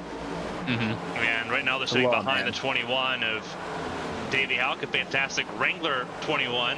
It's painted by Henderson Graphics, a partner of ABN. And Marshall Harris right there in 18th. He also went for a bit of a little ride in the first caution, and he's relatively okay in comparison to the other cars involved, as the 21 tried to squeeze 34. 34 not going to have any of that, as he wants to be on that high side here to get a move done. Yeah, you look at Matt Vorndren, though, the 00 machine. Battling with Chris Goins, one of the open cars. And it should be worth noting for these open cars here that obviously we're only in week 2, but there are sometimes drivers. We know there's a few teams around the grid that maybe going to trip to part-time, maybe at the very least let a ride be open. And for these open drivers, if you should perform well, you could end up getting a call from one of these teams. Obviously, Connor Morris right now driving for that 3 right now. He is actually going to be pitting here along with the 2. So window has officially seems to open. The driver's ready to undercut. Yeah, you're looking at right now, you're looking at his cars. They're splitting the stage in half, is what they're doing right now. John Hagen in as well. He will be the first Pied Piper down. Hagen as well. Millet will stay out, go overcut strategy. Connor Nolan, Matthew Kent, Seth Wansing, Connor Morse. Right now, all the moment. Markowski as well with Davey Hawk and Matt Fordon and David Wright, along with a few others. The pit road graphic here on the right side of your screen, so you can see everyone that is in pit lane at the moment. There's a lot of cars in pit lane right now. And this is good food for thought for these drivers, as this is the good example to find out, will the overcut be more potent or the undercut? This is good information they could use for the final stage. So Patrick Oberstadt, Michael Lawrence coming in this time by. I'll keep an eye on Zach Millett. He will stay out another lap, so he thinks he can go longer. He wants the clean air. That is Josh race Gaiman. Off the pit lane. That is Josh Gaiman winning the race off pit lane there. That is huge. Big stop there. Gaiman a 14.75. John Hagen a 15.37. And you see it right there. Their virtual cruise of the 61 got him the run there. That is enormous. That was what Josh Gaiman needed. Now he's got it's easier to defend than it is to attack. That is very that is very true here at Homestead. But that works out well. Cody Pinnell comes down pit lane. Look at that. Some others. That's Nicholas Martinez that also came down pit lane at the front. So 3 cars staying out so far. Sorry, a few cars staying out at the moment as we just sort of browse and peruse. But the 3 cars ahead of Josh Gaiman, who needs to get his lap back now, is Millett, Adams, and Tucker. And they're gonna let the tank run out. Yeah, they're hoping for maybe a quick caution here, try the overcut, try something different here because they can fill it up less, or even try a 2-tire to no-tire strategy, just fill it up and run and see if that can work here. So it's up to drivers. The idea is that if you can get to about lap 56, you give yourself less than 15 laps, that's a 2-tire stop. Yeah. So I think that's the methodology that's in place here. Obviously, those that came down about the halfway point in the stage, they took 4 because they've got that longer stint to go. So it'll be interesting to see how this all plays out. There's Ethan Wood, who is not on the lead lap, and he is struggling in that 88 car, which is obviously not 100% right now as things stand. But he's open for a little bit of chaos, especially in stage 3, which is what we typically see here in the A-Square Cup Series at the moment. You see again on the right-hand side of your screen, those are all the cars right now in pit lane. So you have Messer, you have LaJoy, you have the 10 of St. Jean, you have the 11 car in pit lane as well, the 11 car being that of Josh Battles, the 75 of James Kerr III, who is out of this race still, same with LTA Sharp, who are just kind of spectating at this point, watching their teammates race on from their retired cars. Should be worth noting, keeping on the lap times, Mendez will now pit in from 4th position. Right now, looking at it, you got Zach Miller, current race leader, running 38.83s, and Jonathan Adams running 33.63s. In comparison, obviously, with Hagan and Gaiman both running in the high 32s, 32.99 last time by, and a 32.97. So gap was about half a second in the last couple laps. Now it's gone up to a second. And it's worth noting, obviously, as the quicker the times fall down here, as we can see at the point, Adams and Millett not under pressure yet from both Gaiman and Hagan. As we see Steve Tucker pit in from 3rd position. Puff of smoke there. Looks like a car got a little loose. But to finish my point, though, there is that risk, obviously, running it farther. You're going to have the better chance with 2 tires to get more distance, but you got to make sure you give yourself enough of a cushion here that you don't end up getting caught out by going for 2 tires. So there's an element of strategy here to make sure you keep the pace. And now Gaiman and Hagan have crashed the party with Millett and Adams. You're going to see the tire differential play out a treat here. They're actually going to catch a lap down car here. They both skate around the high side here. Both get around Adams, and we'll probably set up a move here quickly on the 31 of Zach Millett. Gaiman will go low. Hagan will do middle groove, and not much of a defense 31 can do. And that raises a question. If he pulls 2 tires, he's basically got to hope 15 laps goes as quick as it can. He has now got the hand out the window. He is coming in this time by as long as he can get around Hagan. Yeah, didn't quite get to lap 56, so we'll see what he can do here in the 31 car. Josh Gaiman, though, should be able to inherit the race lead once everyone comes in. Adams comes in pit lane. Keep an eye on the 12 of Ryan Pinnell. Is he going to stay out and lead a lap here? I think he might. Yep, he is staying out. Galloway will stay out along with Edward. Actually, Edward Marshall is coming in his Wendy's machine. So it's just going to be Pinnell, Galloway, George. The only 3 still out on the race's surface. And right now, Pinnell on radio. He is coming in. Roberts a little bit further back. He's pitting along, presumably Galloway and George will be coming in this time by as well. So we'll keep an eye on the numbers here. Obviously, 20 to about 54. That gets you about 34 laps, right in the window of where we expected it. We'll have to keep that knowledge if we do see another green flag run coming into the final stage, which, bearing any no cautions, is well on the cards. Is 12, 05, and 40 all in. Gaiman will now inherit the race lead. One more piece of homework as well. Millett ended up taking 2 tires, but he will end up behind Hagan and Gaiman. So his long-term strategy there to try the 2-tire strategy at the moment, not working out, but he will at least have a little bit better rubber on at least one half of those tires in comparison to the 2 leaders of Gaiman and Hagan. And we'll see if he can make that differential work out as we now see Josh Gaiman take the lead of this race. Yeah, big difference there. Coming to 15 to go in the stage. It is a 4/10 gap right now between Gaiman and Hagan. Millett about a second behind. After rejoining the front of the field here, that is the 6 of Rupert, who is not on the lead lap at the moment. Rupert is actually the first car lap down. So if things stay as they are right now for Rupert, he would end up being the free pass recipient at the end of the stage. And he's showing he's got some fight in that number 6 car, trying to make his way forward. It is all still a play for Martinez up into the 4th spot. Car coming out of pit lane, trying to figure out who that was here. 19 of the 19 machine is the one coming out of pit lane at the moment. So that is 19 of. Bear with me here. I don't have the number on top Marshall of my Harris. Head. Oh, yeah, you go. Marshall Harris. So he has now left the pit lane right now as we speak. 2 laps down, I do believe. You are correct. 2 laps down he is. I was trying to scroll through the timers, like, hold on, who's where, who's where, who's where. With a big field like this, it's sometimes numbers and names get kind of blended in quickly, and you got to try to quickly identify it, especially with this only being the second race of the season and a lot of new drivers in new homes. And we're going to see that still. Like, even when we go into next week's race, it's going to be that way. It will not be. It will not be that easy to really kind of figure out who's where, because we had over 53 cars attempt to qualify for Daytona, and it's going to get even more crazy when we start looking at the substitutes as well. But obviously, just kind of looking through sort of what we have going on here for the A-Square Cup Series. We head from Homestead. We finally leave the state of Florida. We go to Bristol to race on the dirt.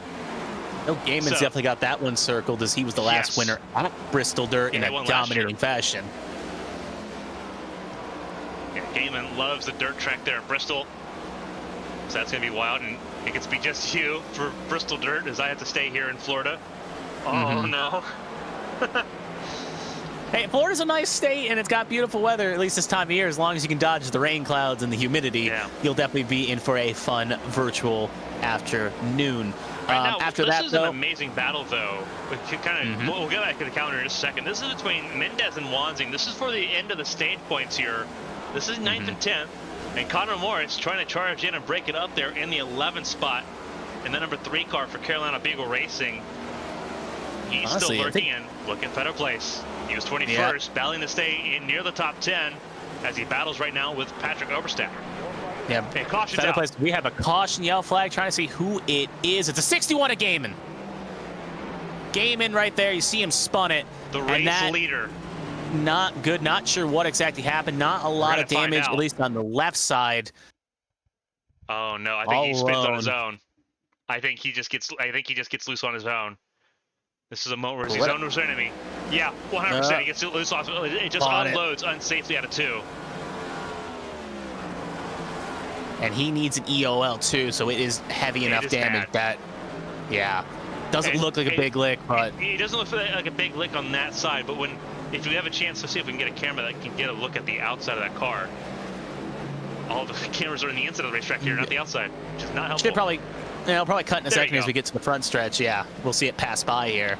Yeah, we're gonna see. Yeah, you can see the toe not in a great spot. Like I was saying, no fast repairs in tonight's festivities, so he'll have to repair that, or it will be day done for the 61. And it must sting a little bit, as we know. Gaiman's been one of those drivers, at the very least, that we've seen him. He's had dominating runs come to a miserable, crushing down defeats. Now, and today we'll add another one Hagan to that had just line. gotten around Gaiman, so I wonder if his pace had just begun to fall apart in that 61 car. Because it's not very often we see Josh Gaiman wreck on his own like that. This is on board with the 61 of Gaiman. Many aprons. And he's battling it. He's battling it through too. Yeah. Yeah, it's the right front that breaks. That totally damaged. It's bent. And he knows it is. It's kind of the one times you kind of wish you had a cockpit camera where you could see drivers it actually react like they would in their sims, and it would not be a fun sight to see the 61 there, as it's probably just frustration. As soon as you hit it, you know it's broken, and there's not much you can do. Yep. However, he's not come down pit lane yet, though. He's going to come down under green here, so he's not taking the emergency service, which is a huge thing. But you can almost guarantee that he's going to be a couple laps down by the time that car's repaired. Yeah, and I can even hear the frustration on the radio there. Someone's asking a question, and yeah, it was not pretty sight here. So obviously a few cars like to come down. McDonough, St. John, David Wright, Ryan Pinnell, Jarrett Merchant, Bren Roberts all coming in for lengthy stops. Some of them, though, so it looks like they had some sort of damage or some sort of penalties that they needed to fix at the very least for a junk. Obviously, you can't take a penalty under caution, so it must have been some damage repair for a lot of these cars to come in. But 61 just going to cough up spots here. While we obviously have a short run to the finish of the stage here, as it ends on, I believe, lap 70. Yep, lap 70. So we're going to have a pretty short sprint to the finish here at the stage 2. Yep, it's going to be Hagan, Martinez Jr., Millett, Adams, Knowlton, your top 5. I do want to keep an eye on, so I was keeping an eye on the numbers of Millett, as, again, what he was trying a 2-tire strategy and see if he could try to hang on. It's good information to keep in the back of your mind with the last stage being the longest. with a pit stop looming as well. It could be a two-tire call, could work, could not work, and it's good information to find out by using Millet as kind of the lab rat in this situation. But as we believe we've hit 1 to go, it's going to be Hagan Martinez Jr. in row 1, Millet Adams row 2, Knowlton Pinnell row 3, Mendez Tucker row 4, Patrick Oversat and Seth Wanzing row 5. Wanzing currently last driver in the top 10 for stage points. See if he can hang on to that. Pace car going to take the lonesome trip down pit lane. Will be on John Hagan's control in the restart zone. Green flag is out, and away we go. And another great launch by the 1. Martinez Jr. looks like he got a little bit napping there. So he'll be under pressure here, heading off into 1 from Zach Millet. Oh, Millet did not get going there. Going to get wrapped around there. And he's going to get a little bit loose, too, off 2. Yeah, he was not happy on the inside lane. He has not been an inside lane runner on these restarts at all. And that was definitely the case there. You see the difference there with Millet, who's still struggling. Mendez shooting the wall in the outside lane. He's getting split. He's going to go all the way up to 4th place. Millet, oh! Ping pong! Ping pong, that was between Oberstadt, Millet, and Steve Tucker, and they all kept it going. Yeah, that's why he's thankful it's not NASCAR heat days. He would have been easily in the wall there. Luckily, they will keep it pointing in the right direction. His feather place going to try to rip it around the low side and the law. Matthew Kent on the high side. Verdone gets a little bit loose again. He'll come back up. So everyone's still all pointing in the right direction. As it's Hagan, Martinez Jr., and Adams, your top 3. Millet just praying this stage can end quite quickly here as he's now outside the top 10 and continuing to fall.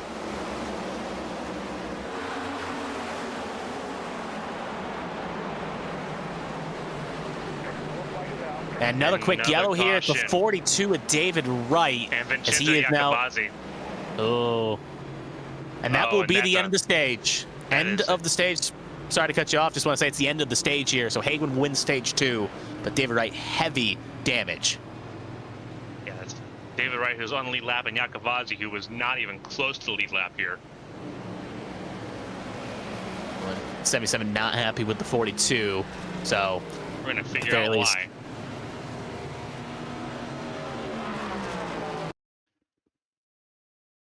All right, so this is David Wright.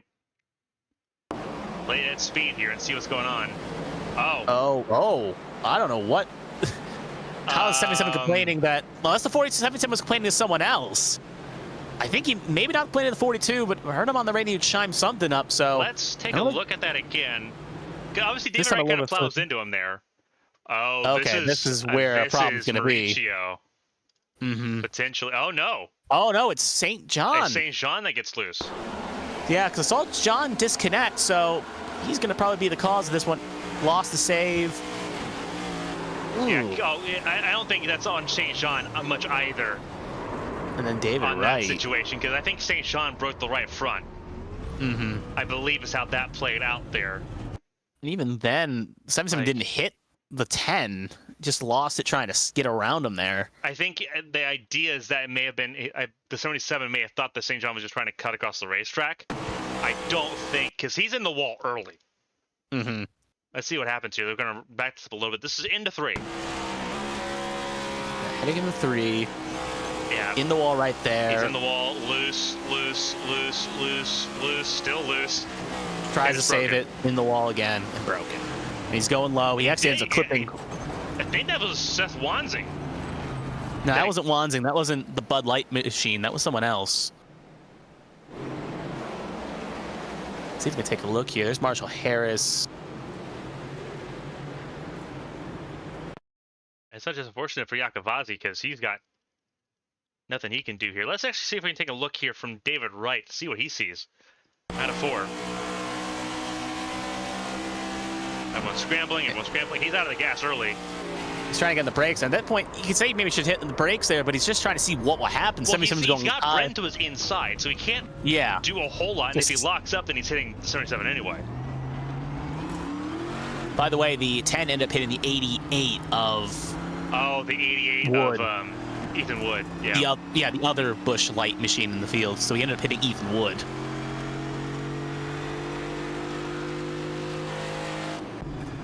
So very odd situation. You're obviously right. Gonna have to try to hope that buffs out. as he will be the point. Also, one thing to note as well, Martinez Jr. cannot be able to finish this race. He will pull it behind the wall. He will get stage points for stage 2, but he will not end up finishing this race. So we'll cut to the front here. We see a few cars electing different strategies here. Connor Morris came in, but only a 1-second stop, so I think he missed his box or just came in and did not elect to stop. Then it's Alfred George, Galloway, Lawrence, Adams, Pennell, your top 6. And then the drivers that pitted, James Mendez, John Hagan, Connor Knowlton, and Edward Marshall round out the top 10. So Morris, George, Galloway, Lawrence, and Pennell all came in at 61 and elected to stay out under the stage. Stay under the stage, and the rest elected to come in, all taking 4 tires, except for Edward Marshall, who looks like he took fuel only on his pit stop.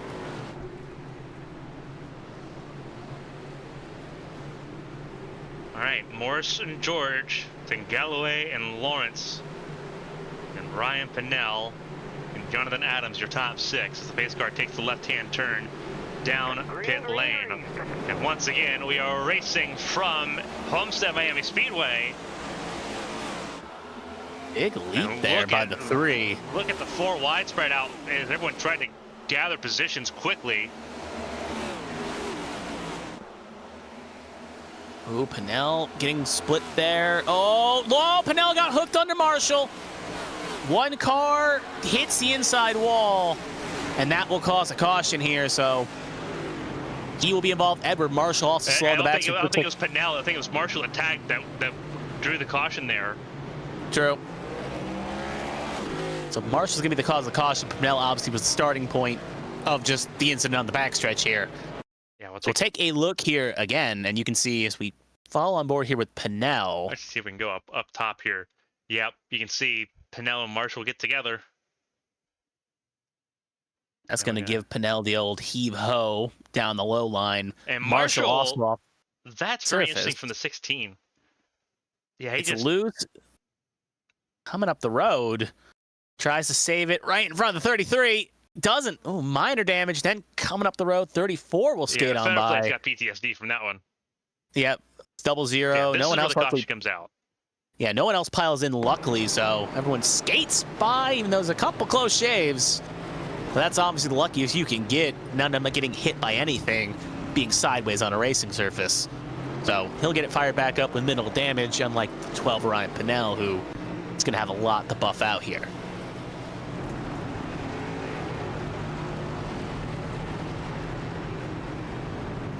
That'll come on in along with Edward Marshall.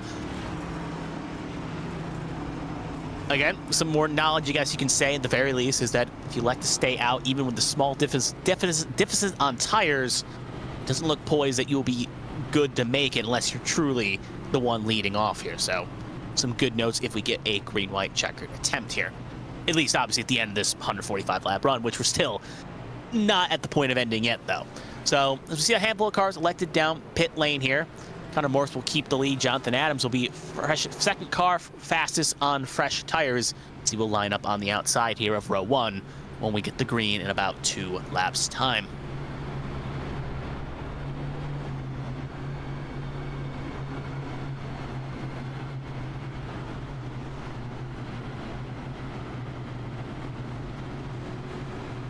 We take this opportunity looking around here. I believe we have, I want to say 30 cars on the lead lap at the moment. Actually, 27 Pennell. Marshall will make 28.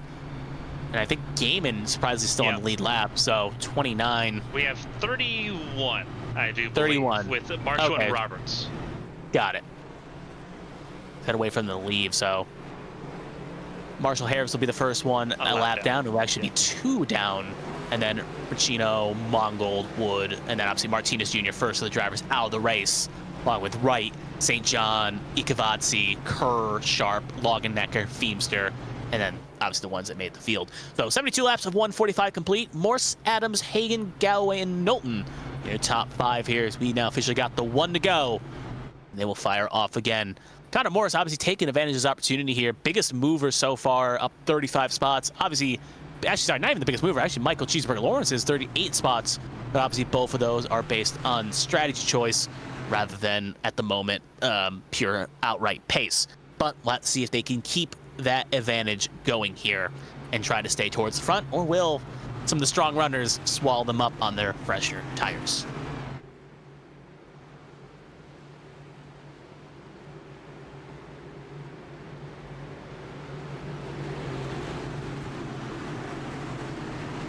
Another interesting restart here. We've crossed the halfway point in Homestead-Miami for the Black Acid 220. It is Morris, Adams, Hagan, Galloway, Knowlton top 5, Mendez top 6. Green flag flies, and away we go. We're racing once again. Let's try to get another green flag run going.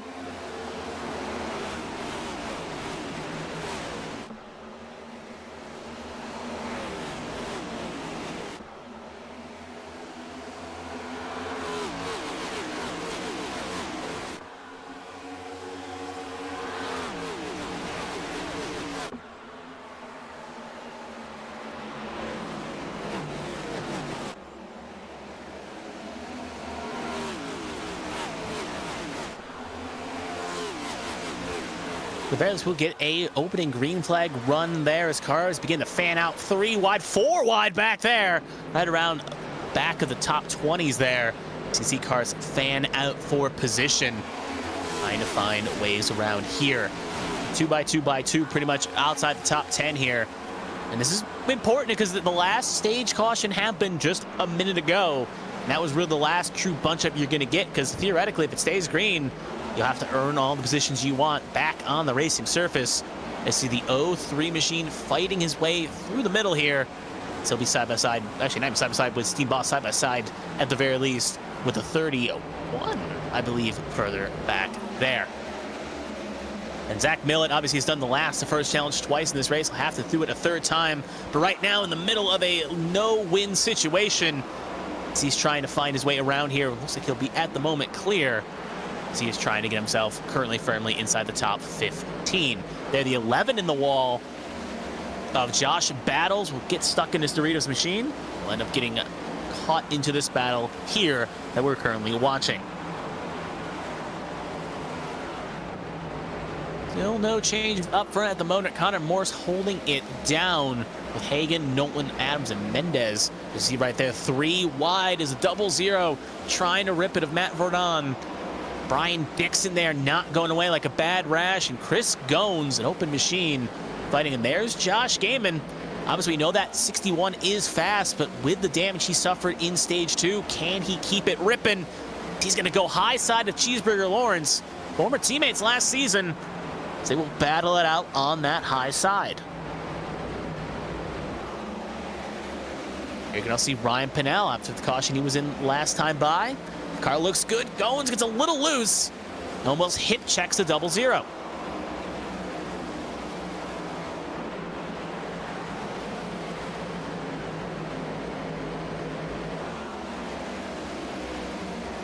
Low side train right there playing on as Ryan Pinnell under pressure from Lawrence. I think right now if I'm that 0-0, I'm just hoping, can I just find some clean track here for a second, as he's been basically in a rush hour for the past 4 to 5 laps here at Homestead-Miami, as that 26 Agone still on his outside.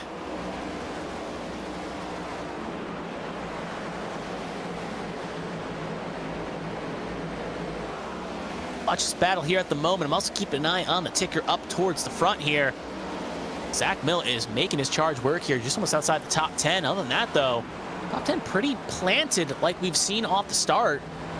Right now, Morse again holding his own in the top position as Hagan is slowly reeling him in. As we cut a little bit further up there, it's on Hagan right now about 2 times. Oh, spin in the back. We got a spin in the back. It is going to be Michael Lawrence making through, and it's a 0-0, and Josh Gaiman, that car looks officially done. And oh, 0-0 got plowed in by someone there. Not exactly who that black and red machine was, but they ended up taking the rear clip off, and it was the 6 that ended up piling in. So the 6 of Brian Rupert just took the 0-0's rear end clip off. So, weird situation. We jump to the front, and as soon as we jump to the front, the chaos happens where we were just watching, as the 6 is just going to come down here, take emergency service. And looks like the car at the very least, he missed a couple boxes there. We'll take a look here, though, on the replay, see exactly what happened. We'll have to cut up a little bit. It's going to take around the 0-0. Matt Verdon, as you can see right there, Gaiman behind. And Chris Gones on the high side there in the 26. We know Gaiman was maybe being a bit aggressive here because you know he's got a fast 61 trying to carve through the field like Millet did. See if he has any effect in this, though. 00 comes up still at the moment. He gets a little loose. Yeah, Gaiman had really nothing to do with it. And then Pinnell piles in the game. And that big lick on the low side. At that point, Gones and the 00 on the high side. And then the 6 will come in and bam, hit him. Question mark of the day, you could say, could 00 held his brake there? Or is the 6 going a little bit too fast in a caution situation? So we'll take another look here, this time by following the 61 to Josh Gaiman. And you're just going to see again, just get a little shunt, almost clear, and then there's a little punt by Ryan Pinnell, and big lick. And at that point, car is pretty much totaled for the night. As even though the car was fine after his previous incident, there's not much you can do when you can see, obviously, the left front toe link completely broken. There's Brian Rupert as well as he skates on by. We'll take one more look here, riding on board here with the 6. You're going to see, obviously, incident up the road there. Puff of smoke. There goes Gaiman on the inside wall. See if the brake situation held out here. He is stopping. He's a little higher than he probably should be. But at the same point, he made a late second decision there. But at the same point, the 00 kind of like a sliding door came down the track there. So kind of an odd situation. You could say the 6 maybe should have been a bit lower. But at the same point, 00 maybe should have held his brake. 6, though, will leave the pit lane. Will stay on the lead lap. But that number 6 is heavily damaged at the very least. Speaking of the leaders, there they are coming out of 4. Pit road was a bit of a crowded place. A few cars electing to come in that time by. Yep, everyone came in for the most part, but we saw differing strategies. So actually, everyone elected to come in. James Mendez and Connor Knowlton electing to go fuel only. Hagan and Morse taking 4 tires. Davey Hawk also taking fuel only. Adams, Pinnell, Wanzing, Galloway, 10. Rounding outside your top 10. And this is actually a very good advantage for Connor Morse as he was hanging on to the lead, and now with this caution, he's basically on the same cycle as the leaders. So it is a net gain for him, along with a few of the drivers that also rolled the dice under that previous stage caution. Most of them ended up going further back. So overall, the 3, who I would generally argue right now, Connor Morse, obviously as an open driver, he's in a spot where I almost consider this like a lightning challenge or a license challenge like in the old NASCAR games. He's driving maybe to earn a seat here, and if you could find a win or at least put up a decent finish, you open the door of opportunity for a team maybe, again, looking for a driver in a couple weeks to maybe be like, hey, let's pick up that kid in the 3 currently and give him a full-time ride as he knows he can drive it very fastly, I should say. So his pace car going to take the lonesome trip down pit lane here. Control will be on James Mendez here, our winner of the Daytona, the Clash, I should say, a couple weeks back. Green flag is out, and away we go. Good launch there by the 92. Nolan a little bit slower as Hagan's trying to push, as Hagan and Connor Morse will be side by side heading off into 1.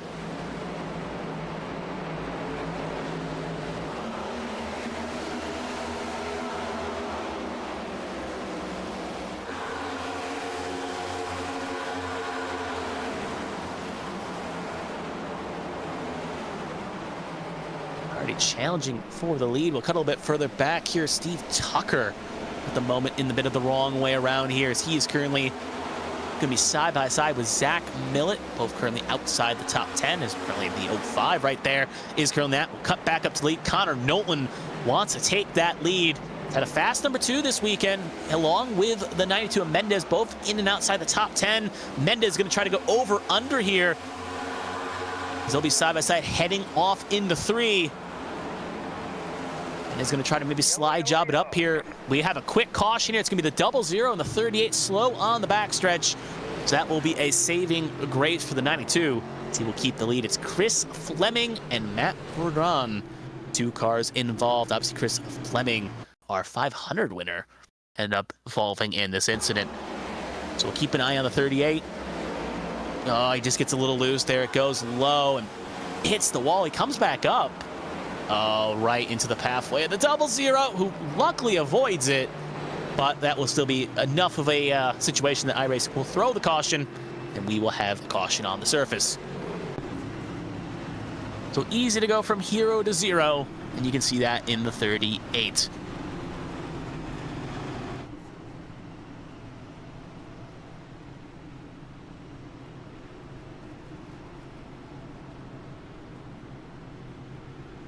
we see Mendez and Nolan electing to come in here. So they will actually bait and switch. They even baited the commentary booth. They will stay out. Obviously came in at lap 81, so would have been a bit silly to come in retrospect, but you've seen stranger things happen. They will elect to keep the track position here. Checking through the field here to see if any notable names came down. Obviously, everyone pretty much 23rd on back came in. Some for damage repair, others just to get off sequence, as you see pit lane right there. Obviously, the 18, the 75, and the 6 have been on pit lane for a long time, along with Wood and Mongold. The rest coming in under service there. So 20th to 23rd there on the little ticker on the right are currently coming in for service. Meanwhile, the 19 will get one of their laps back, and I believe, if I'm theoretically correct, that should put them on the lead lap, because they'll skate around here to get to 86, so they will now be on the lead lap, giving us 29 cars on the lead lap. So the Bowie Esports 19 back on the lead lap here, and we'll have a chance to challenge for positions.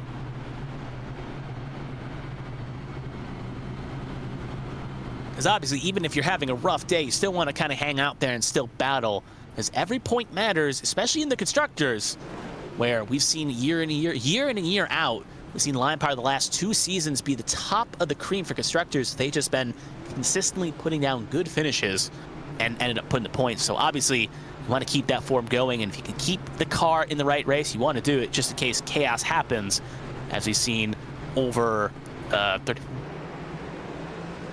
8 cars out of this race already. Josh Gaiman, the most recent, joined the graveyard. I believe David Wright actually is still back out there. So yeah, Josh Gaiman on down to 35th to 43rd out of this race. Just got the 1 to go this time by James Mendez, and Connor Knowlton will be our front 2 here. They'll take off where they left off. Hagen and Morse will be flipped from the last restart. Hagen will be on the low side, Morse will be on the high side. That's Adams, Hawk, Pinnell, Wanzing, Galloway, and Tucker rounding out the top 10.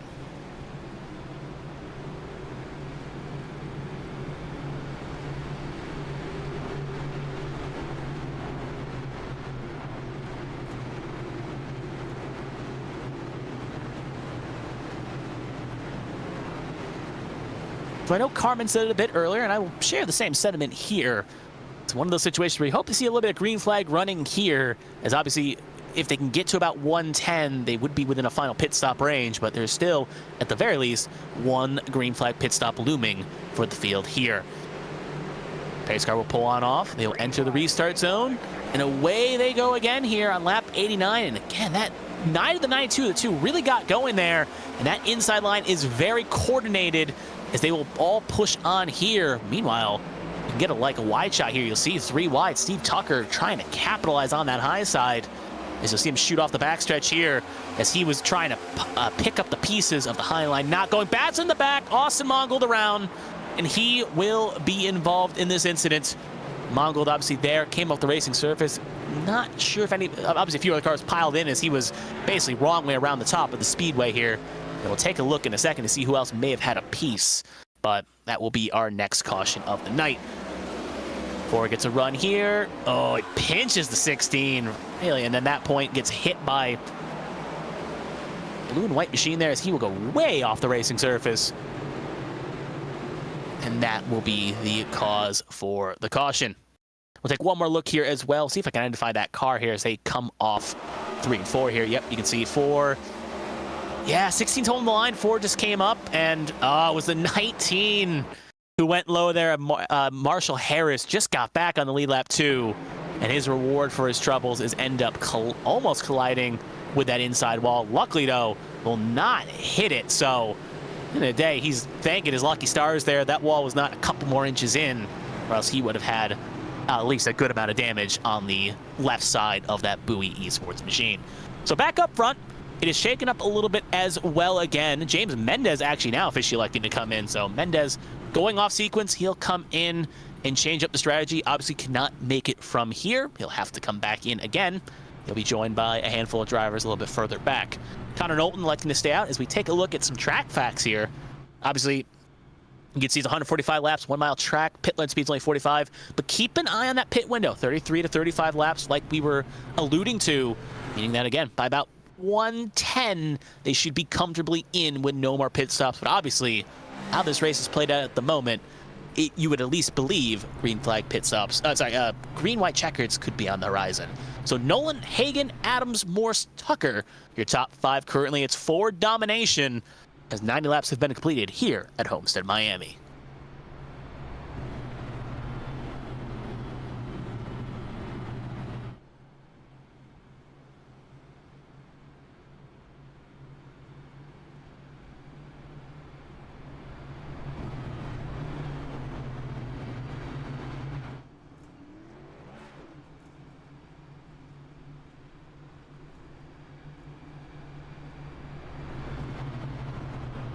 So as they come off the 4 here, we should get the 1 to go this time by. It'll be Knowlton Hagan, row number 1. Adams Morse, row 2. Tucker Pinnell, row 3. Wansing Millet, row 4. Galloway and Hook rounding out the first 5 rows. Obviously, this is the first restart. Hagan's going to have clean air with those fresher tires. His past few restarts, he's been behind one of the 2 cars that tried a different strategy. And now he's going to have a chance here, and we'll see if he can time this restart right and really put some pressure on Morse, Tucker, and Adams to try to keep up here. Meanwhile, it's also a note of Zach Millett. Obviously, he's gone from back to front, back to front, back to front, as he is now currently sitting in 8th spot. See if he can get back up to that top 5. Obviously, all these cautions here have really been helping him out as he's slowly made roads. Has used a caution and then gotten back. Obviously, third, currently 8th. High is 1st, low of 34th is where he elected to start this race, or as I qualified in this race, as he is looking to try to get that 31 and be the lead Pied Piper this weekend for Bowie Esports.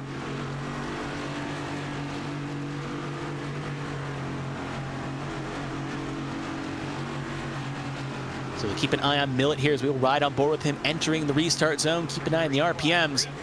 Green flag is out, and away we go again. And big move up front. As you see right there, you can see a little bit of the stack up. There's a reason Knowlton jumped right in front of Hagan. Keep them going from side to side in the 1. Millett is going to elect to try that high line here. Look at that fresh air. No one joining him on his lane. Will not get the run he needs, though. 28 in the wall. That will check up a little bit here, as Pinnell will cause Millett to fall back there, and Wansing will be the main beneficiary on the inside. That's one of the risks of being on the high side. If a car checks up or drifts up a little bit, you may end up being in the wrong spot if needed. Take another shot here of Zach Millett. He'll elect to go low here this time by to get around that 28, which you got to do sometimes at these tracks. So when a car takes your lane, you got to be willing to explore and change your line in order to find a way around. He will successfully put himself up to 7th. You know, up front, while we're watching this battle, John Hagan has gotten around Connor Knowlton. So Hagan is now taking over the lead of this race. As you can see right there, it is a fight behind him. And we'll keep an eye on the MPH and the RPMs here as they head off in the 1 and 2. And you'll be able to tell as they shoot off here. As we'll go silent here for a second. Pretty much a lift with a little small tap of brake. And we have another quick caution. It's a 92 who's in the wall. James Mendez elected to come down for service, and it may have been the wrong call as he got kicked back with the Hornet's Nest, and he will now have to basically have some damage here. So we'll take a look here and see what exactly happened. Don't see any other slow cars around him, so was it a single car incident and he came back up, or did he get some assistance? Oh, he did, and it's the 19 again, as you'll see coming up here, Marshall Harris. So Mendez holding the high side, Harris comes up, both get into each other there. And just 2 drivers fighting over the same piece of real estate. Mendez comes low right into Edward Marshall's front end. And that just gives the final send over the 92. He will hit that inside wall. Obviously Mendez, we'll see how much damage it affected. Luckily, it was only really driver's side. Don't see a toe link majorly broken on that 92. So overall, though, it looks like he'll still be able to continue on at the very least. There is John Wood. So I believe he will be the lucky recipient of the lucky dog here, if I'm not mistaken. Obviously, he's also had a very vengeful day, but he's really struggled to get outside the top 30s as he suffered damage early, as you can see by the crunkled nose on that 88. He's slowly gotten himself back in position. And actually, I think he actually will get the Lucky Dog as he is coming in this time by. The Lucky Dog was actually the 6 of Brian Rupert. So Rupert will get, actually not even Rupert's getting, regardless, as we see service, everyone electing to come down here, trying differing strategies at least a little bit further back. Up front, it is still Hagan, Knowlton, Adams, Tucker, and Morse, your top 5.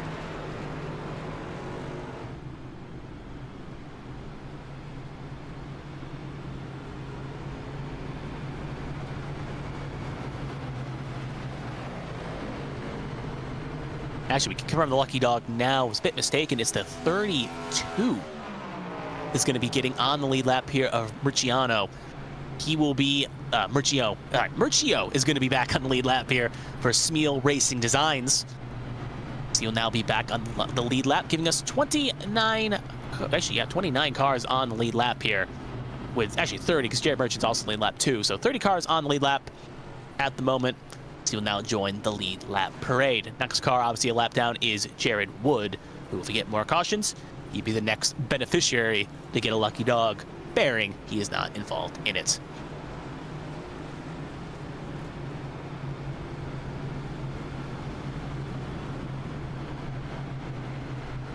So as we get the 1 to go, this time by, lights are out on the pace car. John Hagan and Connor Knowlton with the front 2 here. Obviously a bit of a role reversal from the last restart. Knowlton was on the low side, John Hagan was on the high side. Now it's the opposite, with Hagan on the low side, Knowlton on the high side. Steve Tucker, Jonathan Adams will be row number 2. Connor Morse and Zach Millett, row 3. Seth Wansing and Cody Pinnell, row 4. And Mike LaJoy and Galloway will round out the first 5 rows here.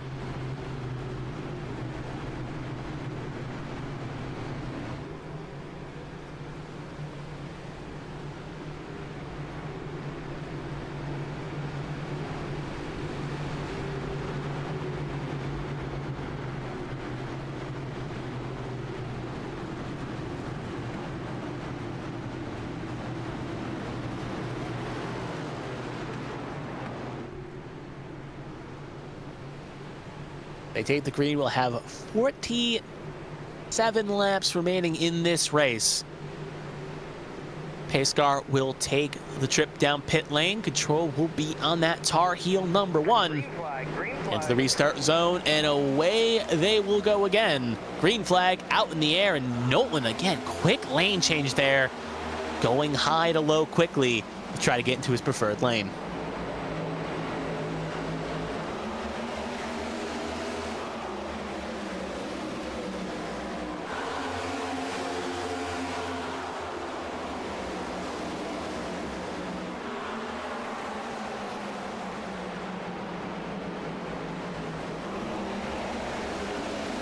See right there. Oh, Wansing, evasive action. Almost got in the back of someone there. We have him spinning on the back. Looks like it will be a checkup.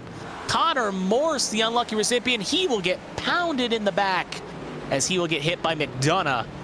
And that will be the next caution. So we obviously saw a little bit from the far shot there. Bit of a slide issue happening there. I'll have to take a look at it again, as obviously didn't get the full picture from where we were watching.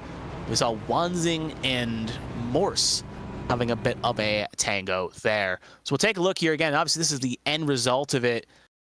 And we'll see. I'm going to guess the 3 is going to get loose here, as he's right now currently ahead of Wansing in that number 5 machine. We'll get the eye in the sky camera out. Slow it on down as well. Ooh, yep, you can see him getting a little loose, fighting it. Wansing trying to get on the brakes there. He will end up hitting the 3. Then the 3 tries to correct it. It shoots up the road. He clips the 5 right in to that 25 machine. At that point, just trying to get around him, and then Morse gets piled in by McDonough. McDonough ends up giving a bit of a body shot to the back end of the number 3. So obviously you can see the effects of that as the 3 obviously just limping down pit lane here. He, along with McDonough, are both going to end up getting EOLs here. So their damage is definitely severe enough that they're going to have to elect to pit here under emergency service.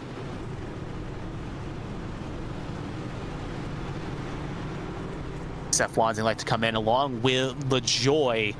Mike LaJoy was also the other car there on that high shot that ended up getting into that incident as well. So 29 up to 25, as he will also come in to fix up that damage being involved in that incident. 28 also had a piece as well, so you can add him to the list. So Cody Pennell, Connor Morris, Mike LaJoy, Seth Wansing, and McDonough, the major incidents of that caution.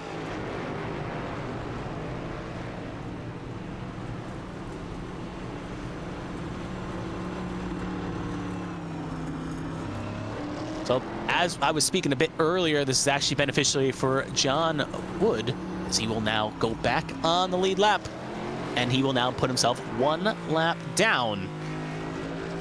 Again, the quick caution, he will be back on the lead lap. Sorry, Ethan Wood, he'll be back on the lead lap, and that will put us now, if he can get back in the lap, it will be 30 cars in the lead lap, but currently still sitting P30, but only car at the moment, 1 down.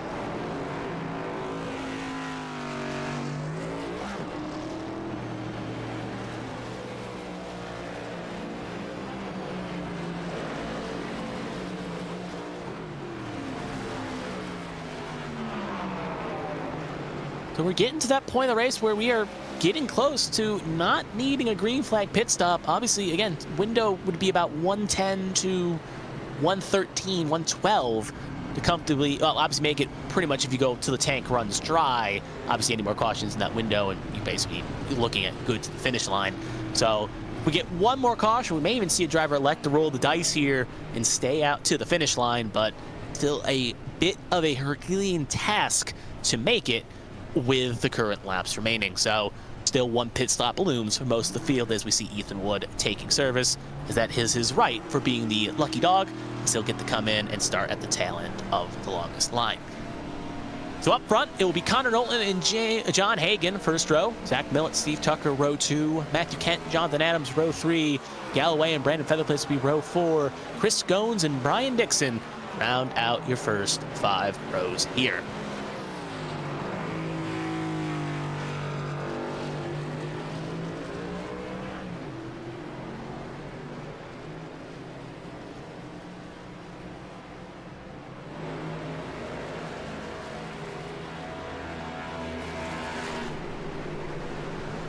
So is going to travel down the pit lane here. It's going to be on the control of John Hagan. Green flag is out, and away we go. Great launch by Hagan. You can see Knowlton spin the tires a little bit, and he will not have the ability to do what he did the previous 2 laps and jump down low. He'll have to stay on that high side and try to ride it out until a hole will elect to open up. Tucker will clear for second. You can see now Connor Knowlton electing to go low there on that battle second, but John Hagan currently getting at least that clean air and using that benefit to see why he's been one of the dominant forces in tonight's festivities. A little bit further back, there's Mike LaJoy, and you see a few cars elected to come in. Looks like penalties presumably for these 2 cars. 32 involved of Murchino, and the other one, Connor Morris, obviously has been a pit lane for over 3 minutes, so he is not that. Ethan Wood also in as well, so bit of a heartbreak. Brian Rupert also came in as well, so heartbreak for a couple of them as they were looking poised, especially in Ethan Wood's case, to get back on the lead lap.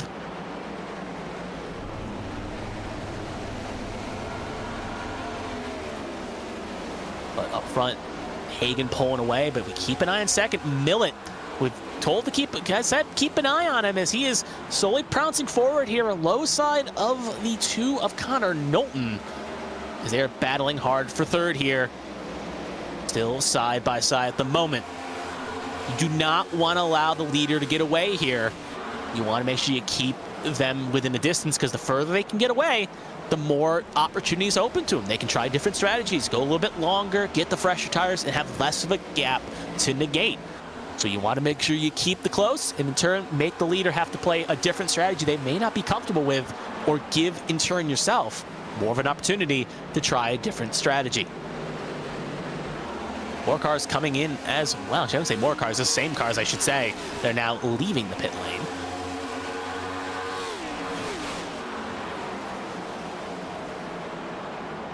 I do gotta say, Knowlton taking advantage of his opportunity. Obviously was marred in traffic throughout most of the first two stages. Now finally using this kind of opportunity with this green flag running to really flex his muscle here. So he's now putting a good challenge on Zach Millett for third. Millett gonna hang it on low here, and now he'll be well clear, and he'll slide back up. So Millett up to third, Nolan down to fourth. They'll battle on here. Looks like a couple cars coming in here. Obviously nothing really of note. Mendez being the only name here. I saw it pop up on the chatter box, but Mendez is currently sitting in 26. So not overly noteworthy. Looks like Nolan also going to get passed there by Adams, but maybe a bit of a, no, because they're not teammates. So just overall, just maybe letting it go here and fighting his own battle. Maybe saving some stuff here, because we are close to a window. So again, if you can go far, get the tank to go a little bit longer, it opens up the book of strategy. But we saw two tires didn't really work for Millett in the previous stage 2 running, so almost feels beneficiary to try to cut the stage in half and take advantage of those 4 tires. Speaking of Millett, you can see right now hounding the back of Steve Tucker. This is kind of a point of Steve Tucker. You basically have to get going here, where you're going to get passed by the 31. Tucker feels confident on the high line. 31 of Millett going to hang it on low. So they'll be side by side heading off at 2. Side by side, obviously Highline going to have the prevailing speed here off corner exit, so they can get in the throttle a little bit earlier. Oh, Millett and Tucker touch just a tiny bit. Clean touching.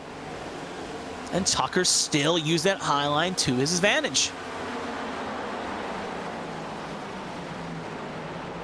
And this is all what Hagan likes to see in his mirror. His main competition fighting side by side here. Neither really giving each other an inch. And Tucker maybe sensing maybe it's not the best time to fight right now when that one is getting away. Will like to lick his wounds. Will pull back into third. Try a different move down a little bit later down the line.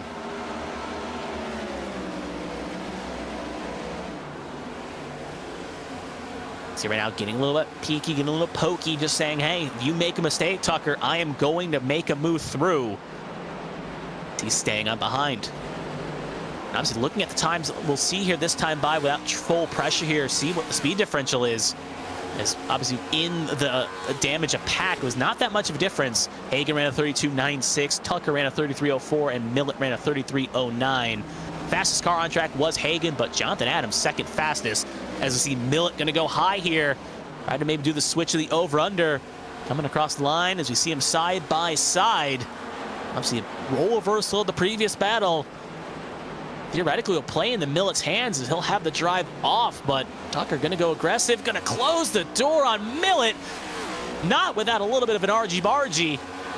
And again, John Hagan is loving this in his mirror, as it now is opened up to 1.2 seconds and growing, as these drivers are fighting hard for second position. That's allowed Adams, who was second fastest last time by on track and was again second, actually top 5 quickest last time by, as he is now sitting comfortably in 4th in his Castlevania machine.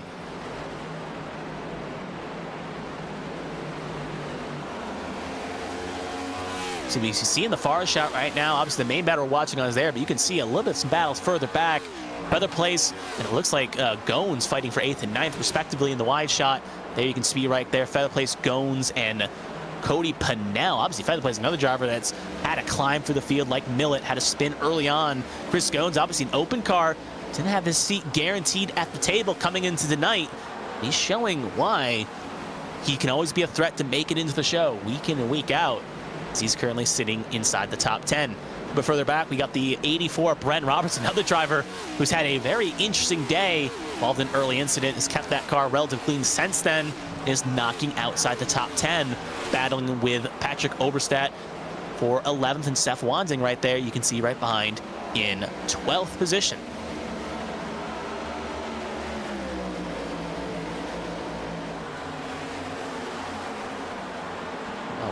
While we watch this battle, so keep an eye on the timing and scoring board. Zach Millett has gotten around Steve Tucker. So Millett's now up to second. Tucker is now down to third.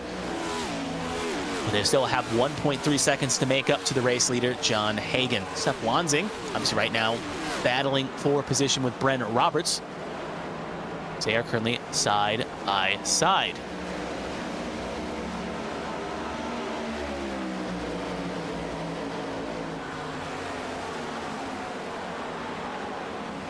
former teammates last season. This season, no longer teammates. Actually, 2 seasons ago, I should say. As they are now both in their own independent teams. And they're putting this battle out on the racing surface.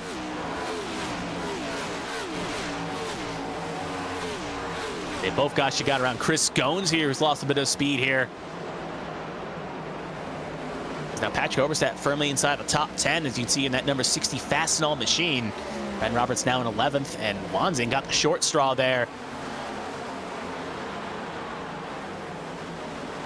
Actually, I think, yeah, Joseph Wanzing elected to come in here early, so my mistake. Actually, he will come on in, and will be the first of the major runners to try to go for an undercut strategy here. Do not dislike this call at all, as it is an interesting choice, as obviously you can't win it from 12th position, so try a different strategy. Go long, use the fresh tires, and try to get that track position and really go on out and just try to get something happen here. A few other cars coming in, you see peeling off the line. Matthew Kent is we are firmly inside the window, so you can make it presumably here, and with how many laps have passed, you probably also got at least a green-white checkered to boot if you need it. So Matthew Kent also in as well. Further up there, looks like Feather Place was in a bit of a battle there with Cody Pinnell. Yep, they're side by side heading down the backstretch here. Actually, it wasn't Pinnell was actually behind this. It is the 05 and Brandon Feather Place.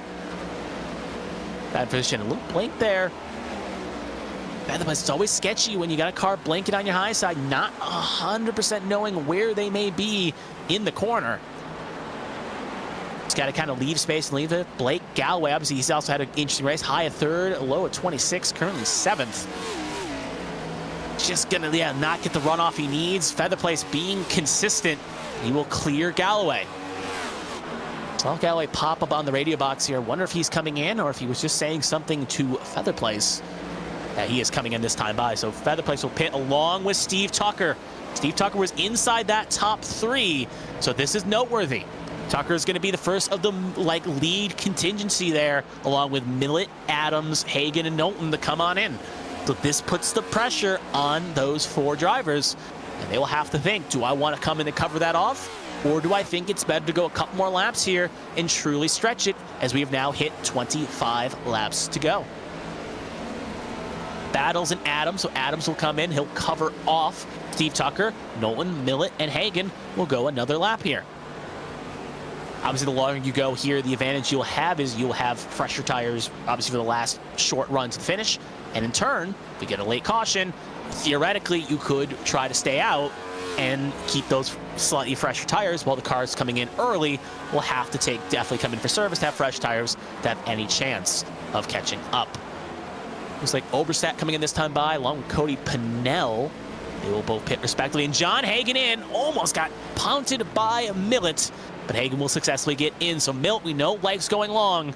He's electing to do it again here. We saw him run out the fuel tank to end stage number 2 and took 2 tires, and it did not work out for him. So I wonder if does he feel confident with that strategy again?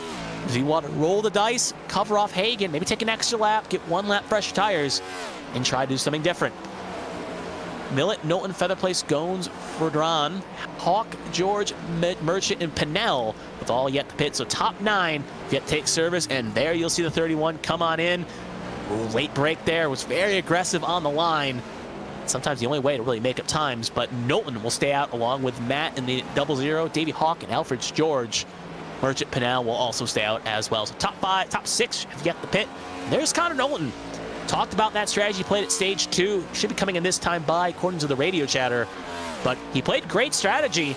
He stayed out, got enough cautions that he was able to basically recycle with the leaders, and he's taken this opportunity and ran with it. Still currently inside the top 5. Just has to make sure he keeps clean here, or else he may get some more penalty points on his license. He's in, and he'll successfully get in as well. I'm keeping an eye on the exit. Obviously, Millett's on the access road right there. There's Matt Verdron, as he will now take over the race lead. And Hagan will basically be well clear of the 31. So Hagan will recycle in the lead when the top 4 will finally make their stop. They do have a little bit of ways to go. Obviously, Verdron and Huck both pitted at 96. George and Merchant pit at 101, along with Ryan Pinnell. So it's about a 5-lap difference. Obviously, about 126 is 30 laps, so they would presumably be within the next, give or take, 3 to 5 laps. As we see right there, switch over to 21 laps to go, now 20. So there'll be about 18, 17 laps, while we got Merchant, George, and Pinal, who, if they run the fuel tank out and elect to run it out, they would probably get in about 10 laps to go if they really stretch it. So it's going to be a bit of time before we see, presumably, Hagan in the field come back around. Obviously, Hagan is making good times. He could even catch the back Merchant Pinal before pit stops occur. Speaking of Elvis George, there he is in third place in the Freaky Fast number 40. Obviously, he's ditched the Pennzoil colors for this season, is now rocked back with the Jimmy John's colors. It almost seems like he switched his allegiances from Joey Logano to Kevin Harvick, as now you can see him on the high side right now, just keeping it consistent, keeping it high, hoping maybe an element of strategy plays out here, and the luck machine can play out in his favor. He's sitting in third. There's John Hagan, 23 seconds back to the leader. So on the lead lap, top 10 all in the lead lap. Matthew Kent, the first one down in 11th. But he, along with Wanzing, Knowlton, Featherplace, looking to get around soon. Actually, that's worth noting, as Knowlton, just checking his time box here, he had a relatively normal stop along with Adams.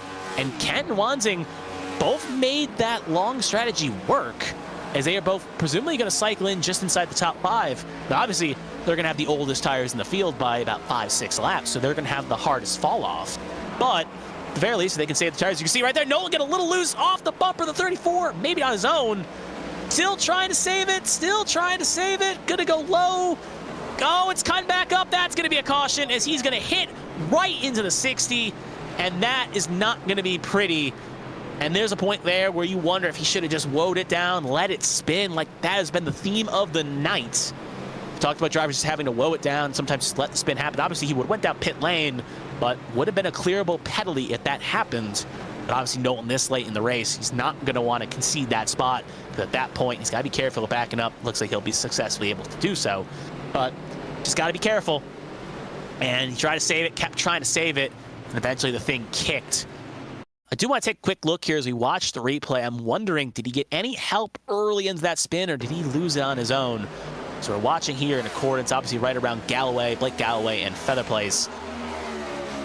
Obviously, Knowlton was, this has been about pigeonly P5 when the cycle pit through, and we slow it down here. Oh, yep, Featherplace got into the corner panel of the 2, and Matt got the 2 loose. He has it saved, it's still loose, saved, loose, still fighting it, and eventually it just kicks right there. At that point, he's coming up the road, and you just hope he doesn't get hit, and bam, right into Patrick Oberstedt, I believe that was, along with, I believe that was the Night 2 machine as well, that ended up piling in. And you can see right there, Nolan just kind of just wondering, good run gone to waste, as he's just stopped waiting for a clean opportunity to back it back up. Take a second look here, this on board following the 34 this time. Actually, we'll go a little bit further back. We'll focus on the 40 of Alfred George. He's going to have a pretty good view of this. So watch the line. Obviously, he was just behind this positional battle. Obviously, just came out of the pit. Actually, was battling in second position as these cars just unlapped themselves, were on the road to unlapping themselves.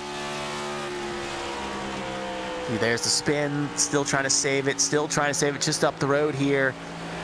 And there you can see him go low, go high. You can see right the 21 backing out quickly up the road. George goes low, and yeah, as clean as you like. But you can see right there, obviously the first pack had the incident, caught into the second pack, and Alfred George skate on through with minimal damage. Actually, no damage, I'd say, as he will now elect to come on in and take service. So Alfred George will come on in along with Verdon and a few others.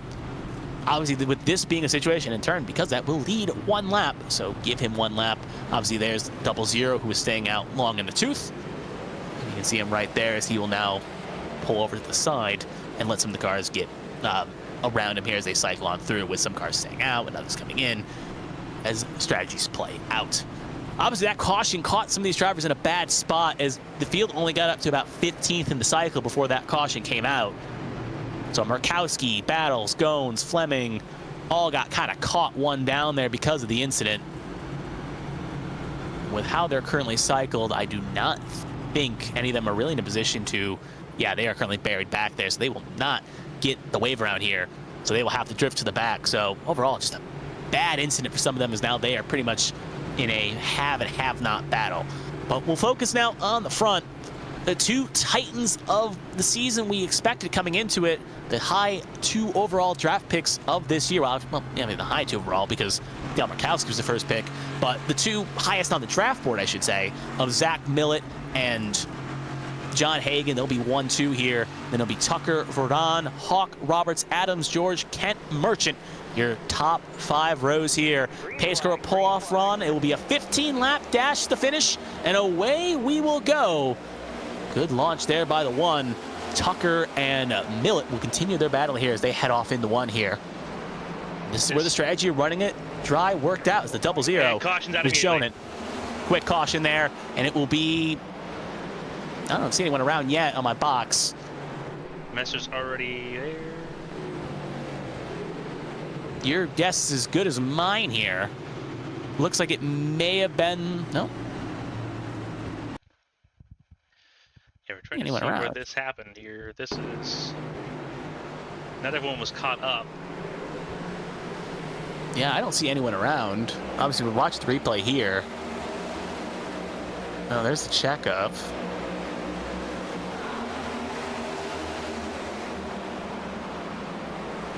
Oh, there you see the 11 of Rupert get a little loose.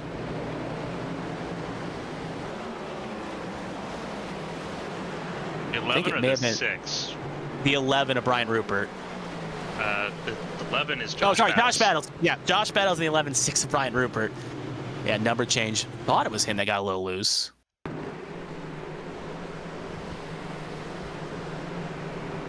I don't think it was him then. Who exactly was this caution for?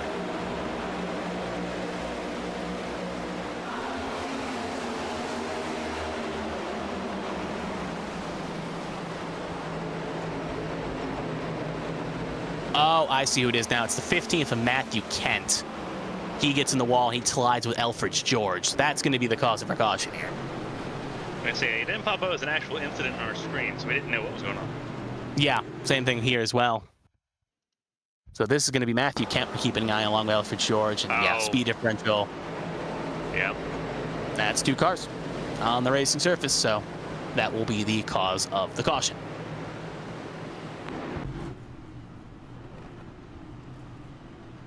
So Wanzing, Kent, Galloway, Nolan, George, and Merchant all coming in this time by, and they will all come in from 11. So obviously, Kent was basically P11 because of how it cycled out. So because of the weird situation with obviously some cars getting pinned down, some getting pinned high, still technically a net gain, even though they were all involved in the incident, but they have minimal damage. They'll technically keep their spots as no one will really get the wave round because of John Hagan, obviously currently ahead of all the cars that were 1 down. Unless he were to pit along with the rest of the field, that will pretty much pin from this field 1 down. Knowlton was the free pass recipient. He was the first car lap down, so he is now back on the lead lap here. You know, now everyone 17th on down will be a lap down, so that's Dale Markowski on down. Markowski, Battles, Gones, Fleming, Mauricio, Dixon, LaJoy, Lawrence, and more. All a lap down here as we are going to go green with 10 laps to go. Oh, we're getting delayed 1 lap here as Connor Nolan was slow on the backstretch there. Connor Nolan stopped on the backstretch. I think he was just letting someone go though, so we'll get delayed 1 lap to avoid any confusion. So we'll then get 10 laps to go this time by. We'll take the green with 9 laps to go. Hagan Tucker will be row 1, Millett and the 0-0 will be row 2, Roberts Adams row 3, Hawk Pinnell row 4, Heather Place, and Cody Pinnell will be the first 5 rows. Now obviously it's still very early on in the year. Obviously it's only race 2, so you do not have to be overly aggressive per se, but with the schedule being a lot shorter, only going to be set 18 rounds before the playoffs. Obviously, that will be in July when the playoffs, well, last round the playoffs start, and obviously there'll be some off weeks in between. But 18 rounds is not a long time in Infinium, but at the very least, it gives you some time. So if Millett or Tucker or Hagan, let's say one of them don't find victory lane, it will still be plenty of time to rebound, tracks will fall into the range. It's not go or go home yet for a lot of these drivers, but same point, some of them having poor 500s or didn't show up for the 500 or something in between. This is a situation where a good finish can dig you out of a hole, and maybe for some drivers that are poised to find victory this season, but at the very least could in turn run good here, they could put themselves in a spot where they could be competing for a bubble spot. Looking at drivers right now having good runs, like the 21 of Hawk, Ryan Pinnell in the 12, obviously you said Fortran in the 00. Obviously 3 drivers having great spots here. Obviously Featherplace had a good recovery drive. Cody Pinnell doing good in 10th. Yeah, overall, just a lot of good runs here for some of these drivers that caught the strategy right. And they can really capitalize on this if it stays green. And for some, this may be a good chance to find victory if it plays out right. But they'll have to find a way around that dominating car of John Hagan, who's led over a majority of tonight's festivities.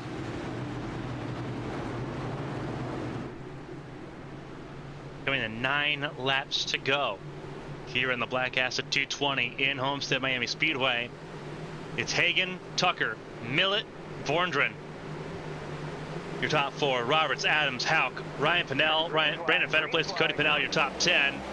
And once again, John Hagan with just an amazing start to get this party started once again.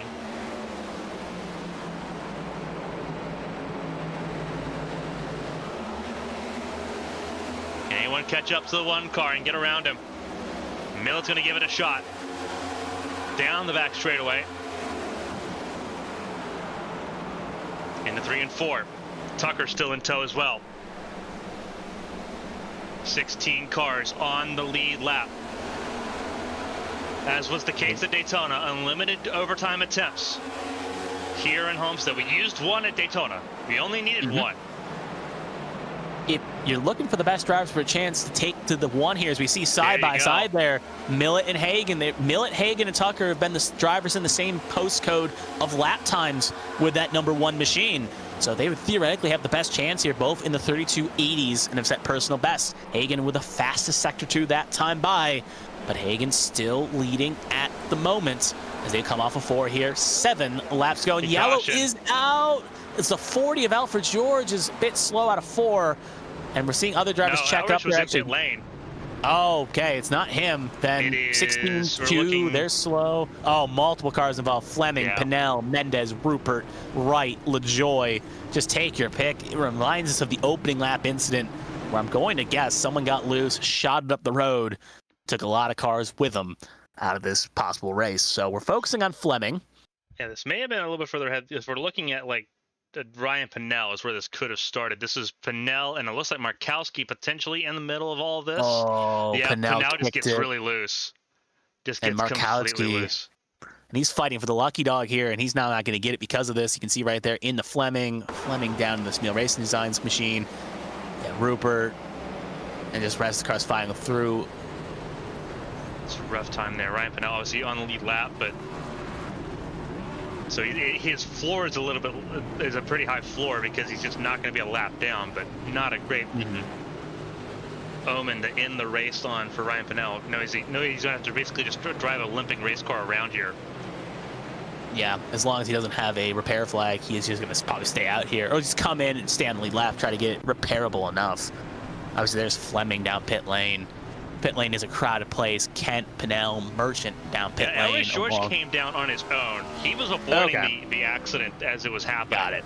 So he wasn't a part of it, thankfully. Yeah. Because I saw him slow, and I was like, I figured, obviously, it was just a car parked there, so I was wondering if he was the cause, but he was not. So George keeping that freaky fast machine in pristine position, as he will stay out here and just avoid the incidents.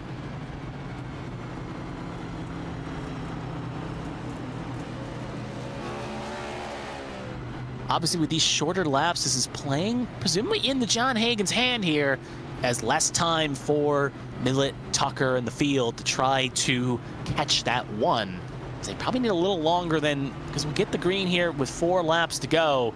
Obviously, if we get another caution before to the finish, we presumably will trigger our first green-white checkered attempt. So, obviously, can Millett and Tucker have to try to beat the restart god tonight of John Hagan, as he has really timed those restarts well. And they'll have to try to find a way to beat him on the jump. Zach Millett will be the lamb here that will challenge Hagan, as they will be in row number 1. Tucker and Roberts will make up row 2. Ferran and Featherplace will be in row 3. Adams, Pinnell, row 4. Wanzing, Galway, row 5. 17 cars on the lead lap, as Ryan Pinnell will be the last one on the lead lap here. If we get another caution, again, just pick a name out of the hat here. You got Ricino, Markowski, Dixon, Lawrence, LaJoy, Battles, Fleming, Oberstadt, and Wood, all on the 1 down crew, along with Edward Marshall. Actually, John Wood is 3 down, Marshall's 10 down. So it's Oberstadt on to Ricino will be, so 18th to 25th will be fighting here if another caution were to come out to be the recipient of the lucky dog, bearing they are not in the incident. 32 cars still running on the circuit. David Wright last with those, 32 laps down, and we have over 10 DNFs here tonight. It is showtime. Hagan's been doing these restarts well.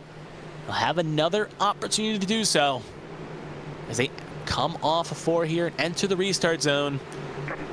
Green flag is out, and away we go. Good launch by John Hagan, as he is now away well clear of the 31.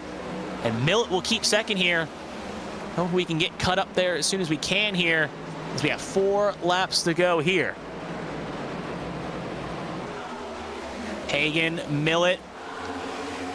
Yeah, keep an eye on go high, Hagan low. trying to break the draft big time, trying to break the draft, really trying to work the space. Remember, unlimited overtime restarts if we need them. 3 to go. 4.5 miles. Millet drives to the white line. Hagan up near the top.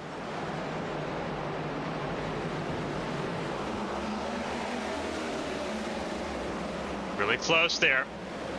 Hagan trying to break the draft, making sure Millet doesn't have any momentum going into 3 and 4. And caution. Out. Here we go. It is going to be the 92 who stopped on the backstretch. Yep. James Mendez. James Mendez, obviously, he's had a very rough last stage here as he was looking poised for a good run, and now it will go up in smoke. He is now on the backstretch. It looks like Jared Merchant also got a piece of it. We're going to see why. This is the 92 of Mendez. Oh, he just literally was in the middle of 2. Just kicks, and then obviously stops on the race surface. No one else will pile in as he's pretty much far back. So single car, but obviously in position. I guess caution was thrown there as iRacing deemed it a incident. Obviously 68 a little slow too. So, well, the issue is that Mendez is wrecking in front of cars. Yeah. So he's on the racing surface too. Yeah, and Merchant just goes low to avoid. Yeah, so he's not really a part of that. He's just slowing down to let Mendez get back around him here. Yeah. So Merchant not a part of it, but Mendez, a one car serious crash, will force us a reset, and we will be moving now into overtime, where Hagan will now have to try to once again keep the 31 at bay. And it takes a while to gear up, so I'm wondering what Millet's is going to have to time this restart right. I think it's going to be his best chance, as at the moment 2 laps doesn't seem to be enough time to really gear up a charge. Brian Dixon in his Bowie Esports machine, he will now be back on lead lap, giving us 17 cars on lead lap. Figured I said that name before, but looks like obviously with some of the cars in the incident, and that is shifted around. So still 17 cars, with Brian Dixon now on the tail end of the line. So if we get another one, again, gonna be a big fight between a handful of cars to try to get back on the late lap. Theoretically, with unlimited attempts, there's a reality where that happens, but let's hope we do not pass into that reality, as I do not want to be here all night. So John Hagan, Zach Millet, they'll be in row number 1. Steve Tucker and Brandon Roberts in row 2. Jonathan Adams, Brandon Featherplace, row 3. Fordon and Pinnell, row 4. Wanzing, Galway will be the first 5 rows. Marshall has also now elected to pull up behind the wall, so add him to the DNF lineup here, as he will now add another car to the graveyard. Obviously no choose cone in effect here, so Hagan will line up on the low and Mill will be on the high side. Tucker Roberts will then obviously go high, low, high here on out. Hagan, really, regardless if he's been the low or the high side, has been good on these restarts, but so it's just going to be timing. Millet's going to have to basically guess where that one is going to go and hope he fires off, because if the one And the thing is, the one is, tentatively speaking, has changed his starting point different times at restart. He's not been consistent. He's been in the zone. He's gone here. He's gone here. He's gone here. He's basically like a baseball pitcher, if you will, going fast, then slow, going fast, then off speed, fast, and then this, just changing up his stuff to keep the cars guessing. So we talked about in the pre-race, it's about adaptability and using it to your advantage. Well, Hagan knows how to make those mind games work. The question is, can Millet guess right and hit a ball outside the park, or at the very least, give himself a chance? They can see a pitch that could allow him to hit the ball outside the park. We will find out shortly here, as pace car is going to get on ready here, just out of 4 to pull on off. It'll be on John Hagan's control here.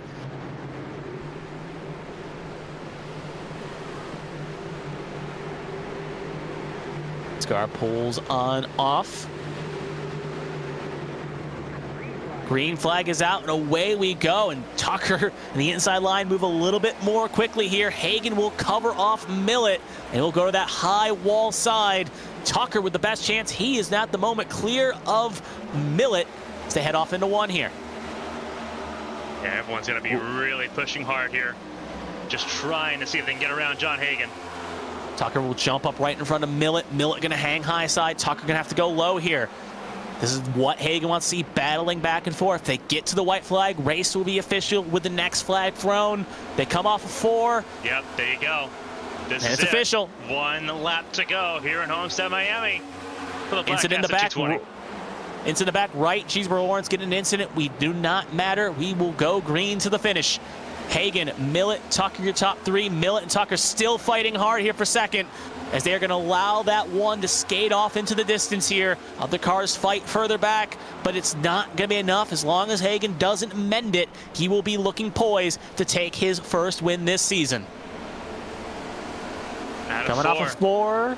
And John Hagan will see the checkered flag. Millet will come in second. Tucker third. Adams fourth. Roberts fifth. But your Homestead-Miami winner is John Hagan.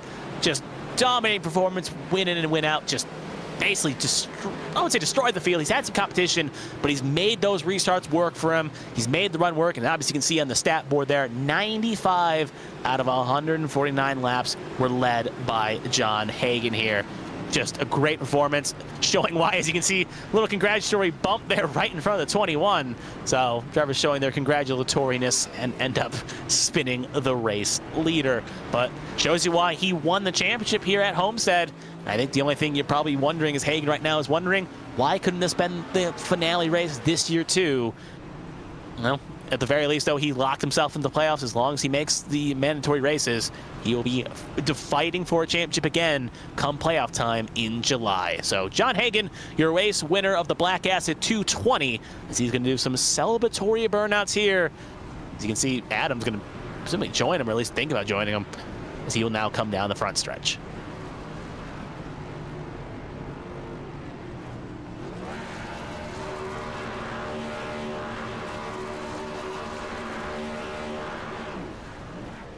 Yeah. John Hagan led over 63% of this race, so not 2/3, but well over half, a comfortable half. So John Hagan showing why he has the one. So he'll now add win number 1 for the season number 2 of his race career in A squared. So he'll add another board, now up to 10 wins total, as he had 9 last season, now up to an even 10. So John Hagan, your race winner here in his Carolina Tar Heels number 1.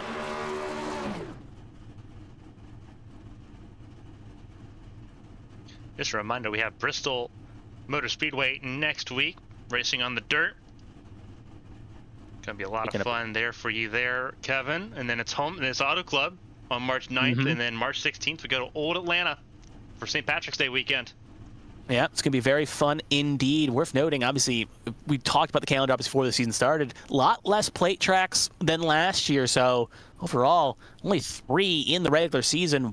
Obviously, that New Atlanta halfway through the year, and Talladega is the cutoff race. So overall, though, it's a very mixed bag the next 3 weeks. You're going to have dirt track racing, 2-mile-an-hour speedway racing, and the bumpy concrete jungle of Atlanta that eats tires for breakfast. So you're going to get your fill of different styles, and I would generally say a lot of these drivers field, you can say some have that dirt race circled, others have the auto club circled. Like Michelle's a good example of that. He'll have that definitely circled along with some others.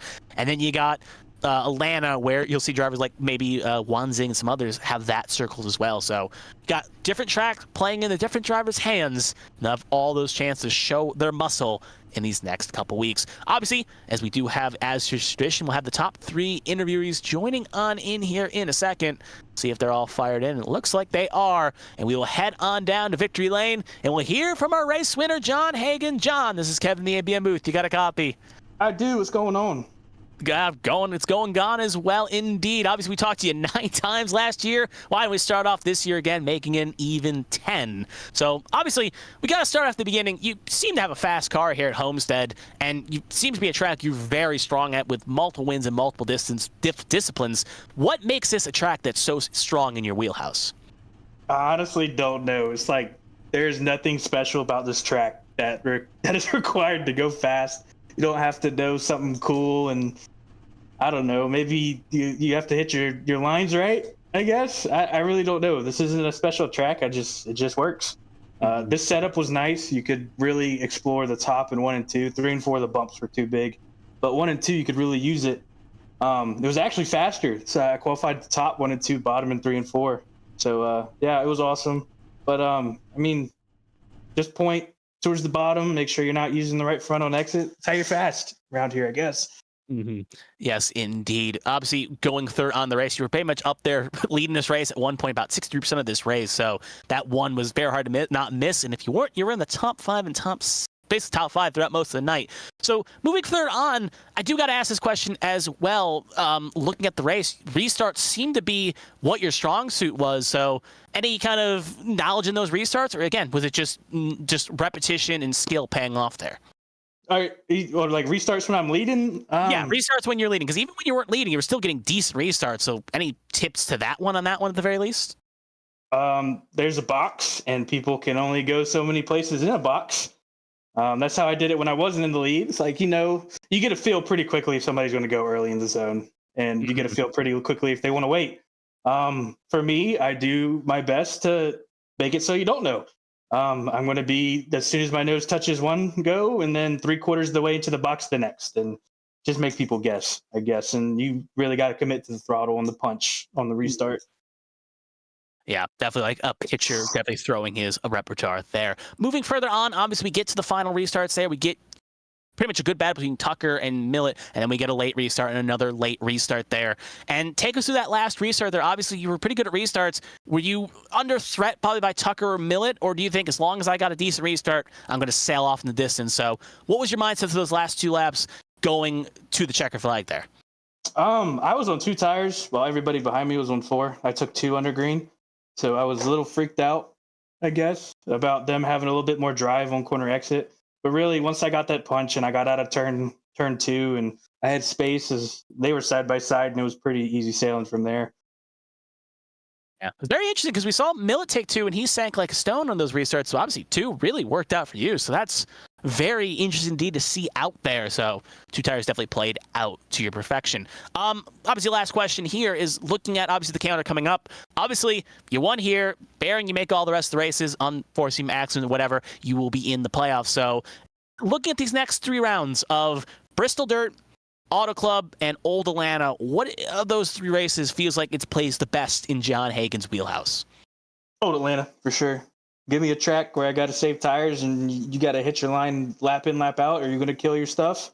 That's my wheelhouse. I love Old Atlanta. Auto Club is also going to be plenty fun, too. It's a bit draftier, though. Bristol Dirt, I'm going to suck. I wouldn't be surprised if I finished 20th. I hate dirt. I'm not a big fan, but we got to run it. It's on the schedule. So don't expect me to win next week. If I do, I'll be hooting, hollering, and screaming because I shouldn't have won it. But yeah, looking forward to the 2 after that. There's one thing I've learned here is you come in here sometimes before the interview and say, I'm going to do bad at that track, and next thing you know, you find a way to win. So I don't think I'll count you out on any regard, even if you have one arm tied behind your back. But we've gotten to the point where there's any of you want to thank family, friends, whatever, sponsors. Take it away. The floor is yours. Take it away. Shout out my beautiful girlfriend letting me race and being supportive whenever I do. Catch her in the ARCS Wives, Girlfriends, Significant Others race promo, March 15th. shout out SRD and the whole crew at SRD. John Smith, of course, for drafting me and putting me in this ride and trusting me. The rest of my teammates, Mercurio, Knowlton, and I can't say his last name, Matt. Shout out them. Shout out y'all at HTL. I'm so dumb. Shout out y'all at ABN for putting up the broadcast. Thank you for the wonderful broadcast. And shout out ARCS for putting the league on. Well, it's been great talking to you, John Hagan. I don't feel like it'll be the last time we talk to you this season, but regardless, you take care and have a good rest of your week. Thank you. And that will pin us on nicely. There was John Hagan, our race winner. I think we'll move down the order here. We'll talk, presumably, the Zach Millet next here. So we now pull him in. Zach, this is Kevin, the ABM booth. You got a copy? Hey, what's up? Hey, not much indeed. Obviously, first time we talked to you this season as well. P2 for you, but obviously well on the pathway to trying to find victory throughout the year. So we'll start again. I asked John Hagan the same question. We'll ask somewhat a similar question to you. As it seemed like, at least during qualifying, you kind of had a bit of a poor run. What happened during qualifying to put you so far in the back? Oh man, I completely botched that. That was really bad. I ended up smoking the wall off for it. I was just getting kind of sidetracked, trying to get the stream all organized and wasn't really paying attention, so I kind of deserved it. But yeah, I think I should have been right there with Hagan, give or take a half a tenth. Mm-hmm. And we saw, because of that, you had to dig your way in and out of holes. You went front, and then something would happen, you go back. You go front, and you go back. And we saw that more importantly in the second stage, where you went long in the tooth there, tried the two-tire strategy, came out behind Gaiman and Hagan, and then ended up kind of sinking like a stone. So how did the car feel on two tires? We saw some drivers work to success, but it seemed like you struggled a little bit on two tires there. Oh, it was even worse than that. That was no tires. I came in, and the whole strategy was just to do a stop and go. And for some reason, my race labs didn't want me to do that. And when I slid into the box, I went from 2.5 gallons up to 10. So I had the amount of time of tires, but I was working on no tires. And the way it would have cycled out, I think I probably would have been up there pretty good. But yeah, it was bad on no tires. Yeah, you would have cycled up probably ahead of those two, but obviously with no tires and the excess fuel load explains why you went down. So obviously you went back, you came front, and we're keeping an eye on you. We're carving up, and then we get to the last restart here. Pit stops happening, and you got in second and third. And we saw you have that battle with Tucker. So overall thoughts on your battle with Steve Tucker as you guys were fighting hard for every position there over those last 30, 35 laps. Yeah, we were just talking in the green room there. Yeah, it was really close. I was telling him I wish I could have had a long run where I wasn't trying to catch up every time between the qualifying, and then I ended up speeding on pit road and just kept shooting myself in the foot tonight, and I don't know, every time I was up there, I was either on a little bit more worn tires from trying to catch up. But the last couple runs, man, I was really hoping it'd stay green. I felt like I had a pretty good pace there at the end. So with the restarts being, on the leader, it's just so hard to time it when you're up there on the top side. Yeah, we were kind of spitballing that in the booth, assuming that it was going to be a bit of a tough point. So that'll bring my one of the last two questions here. Overall, with that last green-white checkered attempt there, did you have anything you think for Hagan, or were you just kind of hoping Hagan would make a mistake somewhere? I think we did. I think we would have had a pretty good chance. I had to either try to guess the restart, and I mean, you know how that can go. You can either ace it or you can really botch it. And I didn't want to, have the risk of completely throwing the race away and, maybe not even getting a podium. So I tried to time it best I could, tried to hang with Tucker, and Tucker timed it really well, being behind the lead car. So it was, once I got past Tucker, I mean, I had like one corner. So if I had a couple laps at it, I think we could have got there. Yeah, and that definitely showed on out. Last question, obviously looking at the calendar ahead, we got Bristol Dirt, Auto Club, and Old Atlanta. I asked Hagan the same question. I'll ask you the question. I'll probably also ask Steve Tucker the same question. If you do attend all those three races, which one thinks that plays into the wheelhouse of Zach Millet the best? Honestly, I like them all. I mean, I haven't done Bristol Dirt in a while, so we're going to have to kind of relearn that. But yeah, they're all kind of even across the board for me. I like them all. Right. You're a person that's willing to take a challenge and take any challenge that seats fit. And gotta tip my hat and respect to that. But anyway, we've gotten to the point of the interview. If there's anyone you want to thank, family, friends, sponsors, whatever, the floor is yours. Take it away. I definitely want to thank you, and at APN, you guys do an awesome job. Can't wait to go back and watch the broadcast. It's nice to be back in ARCS A2, man. I'm glad the season's going. Again, big thanks to ARCS. Thanks to all the admins that make the league possible. Track Limits Network, Track Bar Media, that S4 guy on Twitch, Team Conti Sim Performance, and all the viewers on your side and mine. Thank you. All right, great talk, Zach Millett. Obviously, again, I don't think this will be the last time we talk to you, but regardless, you take care. Have a good rest of your week. Thank you. You too. And that was Zach Millett, our second place finisher. And that brings us with one driver remaining, the third place finisher, Steve Tucker. We'll bring him in now. Steve, this is Kevin the ABM booth. You got a copy? How's it going? It's going good as well. Obviously, we saw you had a decent qualifying to start off. And overall in the run, you were pretty much kind of yo-yoing between upper echelon to middle echelon. So you kind of have the best experience along with Millett. How that car, I'll ask you this question. How was the car in the third year? How was the car around there racing in the packs? How did it overall feel out there? For me, it was pretty tight, to be honest. I mean, it wasn't, I don't know. Corner entry for me was kind of rough. It was tighter than I would have liked for sure, and that kind of killed my right front a bit. And then it just led me to have some bad corner exits. But I mean, overall, it wasn't terrible. When I was back in the pack a bit, I think I was at 17th at one point. That was pretty rough. But the outside lane worked to kind of get around people, and I don't know. It just kind of evolved to to get me back to the front, so I'll take it. Mm-hmm. Yeah, indeed. You definitely were one of those drivers that was definitely in the hard charging category. Moving further on, obviously stage 1, stage 2, you're kind of up in front battling with Hagan and Millett. And it seemed to be, while we watched the race, you were one of those drivers in that kind of echelon that you could say, like, in the next point where you could say best chance at winning and then so on and so forth. I guess I'll ask this point here. With the runs we had, do you think at a point you were stronger than Hagan, stronger than Millett? Do you think you had to really up there to really take a chance to win this race? I don't think so. Hagan seemed pretty strong the entire time. I didn't have his long run pace for sure. Millett was only really a player around us about second half of the race, I feel like. And even then, he just had a better, was just overall better, I feel like. We were even, I would say, for the most part, but he maybe had an edge. But yeah, I mean, we tried to sneak out in front in stage 2, lead some laps, get those extra points, and just see maybe does the clean air make a difference or does it not, whatever. So we tried some things. Second stage, it kind of killed our tires, and then we got further in the pack, but worked our way back to the front in stage 3 and throughout that and made it happen. So I mean, hey, I'm super pumped about a top 3, especially with these top talent guys. Yeah, you definitely shown some muscle here. Obviously, you kind of hitting the point where obviously I was talking to Zach Millett earlier about how you two were just battling throughout those late runs and giving each other all. And with respect, you're having a great battle there. Taking us through, speaking of that battle, we got to the final restart. Take us through that mindset. Obviously, it was the leader had really the best chance to go, and you timed it well. And it looked like you had a chance coming off at 2, maybe to get a run on Hagan. So take us through that final green light checker attempt from your perspective. And what was your opportunity? Did you feel like you had a chance to get around Hagan there? Maybe from the cockpit, I really didn't know where I was, but he had better runoff, especially on the high groove. I felt better down low when I was up high in turn 1 and 2, especially late.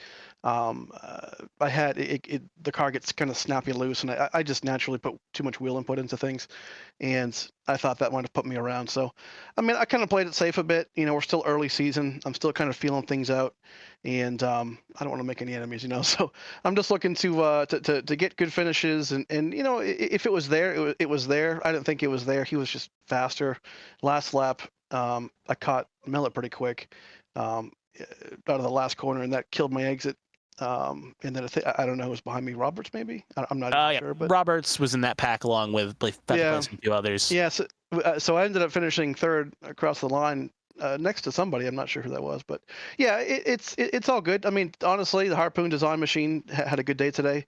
P3, back-to-back podiums, after Daytona last week. So I'm not going to complain. It's a good start. Yeah, it was a good start indeed. It's definitely fun to watch there. You were, I believe, side by side. I'm just checking real fast. It was Jonathan Adams that was side by side with you for fourth. So both of you, obviously, Adams, another strong driver throughout. Obviously, I've asked the previous two this question. I'll ask you the same question as well. With the next 3 cards on the calendar being Bristol Dirt, Auto Club, and Old Atlanta, what of these 3 tracks fits into the wheelhouse of Steve Tucker, who could maybe find victory in that number 24 machine? Auto Club, I'll definitely be a contender. I know that. That's just historically one of my better tracks. Old Atlanta, I've always liked. I've got a couple wins there, a couple other league wins there, so I feel comfortable. It's been a while since I've done that, but I feel good. Bristol Dirt next week, we might have to chalk it up to I don't know, experimental at this point. We'll put some laps down and see what happens, but I'm not feeling too confident there. But yeah, I think you'll see more of us for sure. Like I said last week, you're going to see us more on the podium, and today we kind of backed it up. So I feel good. Well, overall, you feel good, and sometimes you race good, and it definitely showed out tonight. Obviously, we got to the point. If there's anyone you want to thank, family, friends, sponsors, whatever, the floor is yours. Take it away. Yeah, of course. I mean, definitely want to thank Harpoon Design, the sponsor on the car. And, can't do much without these guys. These guys are fantastic, Brantley over there. So go and check them out, Trading Paints. Look them up, harpoondesign.com as well. So want to shout out Raggy Racing, the teammates over there, and for the league here.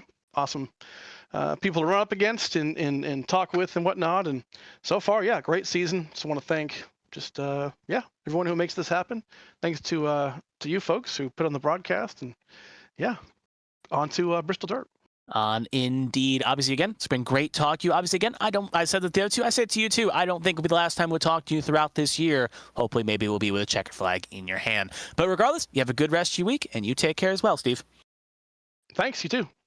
And that was our third place finisher, Steve Tucker. And that will round out tonight's interviews, as the top three have all gotten their say on the speak. Obviously, as we have alluded to, the questionnaires, next week we are going onward to Bristol Dirt. Obviously, Carmen is going to be staying in Florida a little bit longer. Actually, first we'll go for the results here as well before we do the sign-off. John Hagan takes the race victory with Zach Millett. Obviously, you can see his starting position to where he finished. Again, great drive. Steve Tucker third, Jonathan Ems fourth, Brandon Roberts fifth, Brandon Feather placed sixth, Seth Wanzing seventh, Matt Verdron eighth, Blake Galloway ninth, and Cody Pinnell rounds out the top 10 with Davey Hawk, Connor Knowlton, Jared Burchant, and Brian Dixon rounding out the top 14th, all on the lead lap. Moving further down as we continue on our merry way, we would have Matthew Kent, and he'll be the last of the lead lap. With Dale Markowski, after getting pinned with a caution, could not get back on the lead lap. And it will be the same state for Riley Murchio, Josh Battles, Michael Joy, Chris Gones, Michael Lawrence, Alfred George, and Ryan Pinnell, who actually did avoid the incident but got involved in another incident and ends up finishing 23rd, one lap down. Chris Fleming, 500 winner, will finish 2 laps down in 24th. Lacey's got that win in his back pocket. Patrick Oberstadt will finish 25th. Ethan Wood, 26th. Colin McDonough, 27th, who is basically just surviving with damage. And then we'll get on to the retirees here with Edward Marshall, 28th. Then moving further on, Brian Rupert obviously was actually not out of the race along a few others. So Brian Rupert 29th, James Mendez 30th, David Wright 31st, Brian Messer 32nd, Vincenzo Icavazzi 33rd. Then we're getting into the retirements. Connor Morris 34th, Marshall Harris 35th, Austin Mongol 36th, James Kerr pretty much out of this race, even though he never truly retired. He'll be firing off 40th. I guess Josh Gaiman was 37th, and then it's a little mungled here, so 37th would be Josh Gaiman, and then 38th, Martinez Jr., Kyle St. John, 39th, James Kerr, 40th, Pelletier Sharp, 41st, Elliot Longnecker, 42nd, and Kevin Feemster will pick the wooden spoon here, 43rd. He, along with Longnecker, dealt with connection issues early, and in turn will finish out. And obviously, Johnson, Pressey, and Dila did not take the green flag, as they obviously did not make the race, being the 3 cars that got bumped before the race started. Now, I'll get to what I was saying before the results there. Obviously, next week, we are going on A Squared here again, 7:05 start time. We will be here on the A Squared YouTube channel. We'll be at Bristol Dirt, where the A Squared competition will be trying in the 3rd race of the season to try to master a short track with dirt on the ground. And we'll see who is the lucky driver. With a lot of these drivers having dirt background and dirt proficiency, it should allow some drivers to run it up through the tops. Also, throughout the ABN family networks, obviously, Champ Car starts this week as well. They'll be at Sebring. Some of the faces you've seen here tonight, they will be racing there, trying to win a race on Sebring. And obviously, also next Sunday on Twitch, I believe it's going to be, Winstyle will be starting their season as well, at least be at one of the races their season, and that will be on Twitch. I think Carmen will obviously fill in the information if she's got anything else to add for that event. Yeah, absolutely. There's a lot going on here in ABN as racing begins in earnest. Obviously, you covered YouTube being a big thing. Really, the only thing going on YouTube this week is A Squared next Sunday at Bristol. A lot of stuff happening on Twitch, though. The ABN Champ Car World Series, 8 p.m. on Wednesday. That's on Twitch. Saturday, We have the VRR, the GT World Tour, the V8 Supercars. They'll be racing in the rain at Watkins Glen on Saturday. That's 2 p.m. there. And then obviously Sunday, 7:45 p.m., the start of the Winstone Cup season from Daytona. I just won't be able to ever escape Florida, it feels like, but we'll be there. So we'll have two different things going on Sunday at the same time. And then later this month, or sorry, actually into March, so in February, we have the PEC 8 hours of Nürburgring on March 8th, which is right here on YouTube. And then later on in March, we have the ARCS High Octane Series, Saturday nights, 8 p.m., beginning on March 22nd. So a lot of stuff going on this month. So make sure you join us on both, so you can keep up to date on everything going on around ABN and around ARCS and everything in between. Mm-hmm.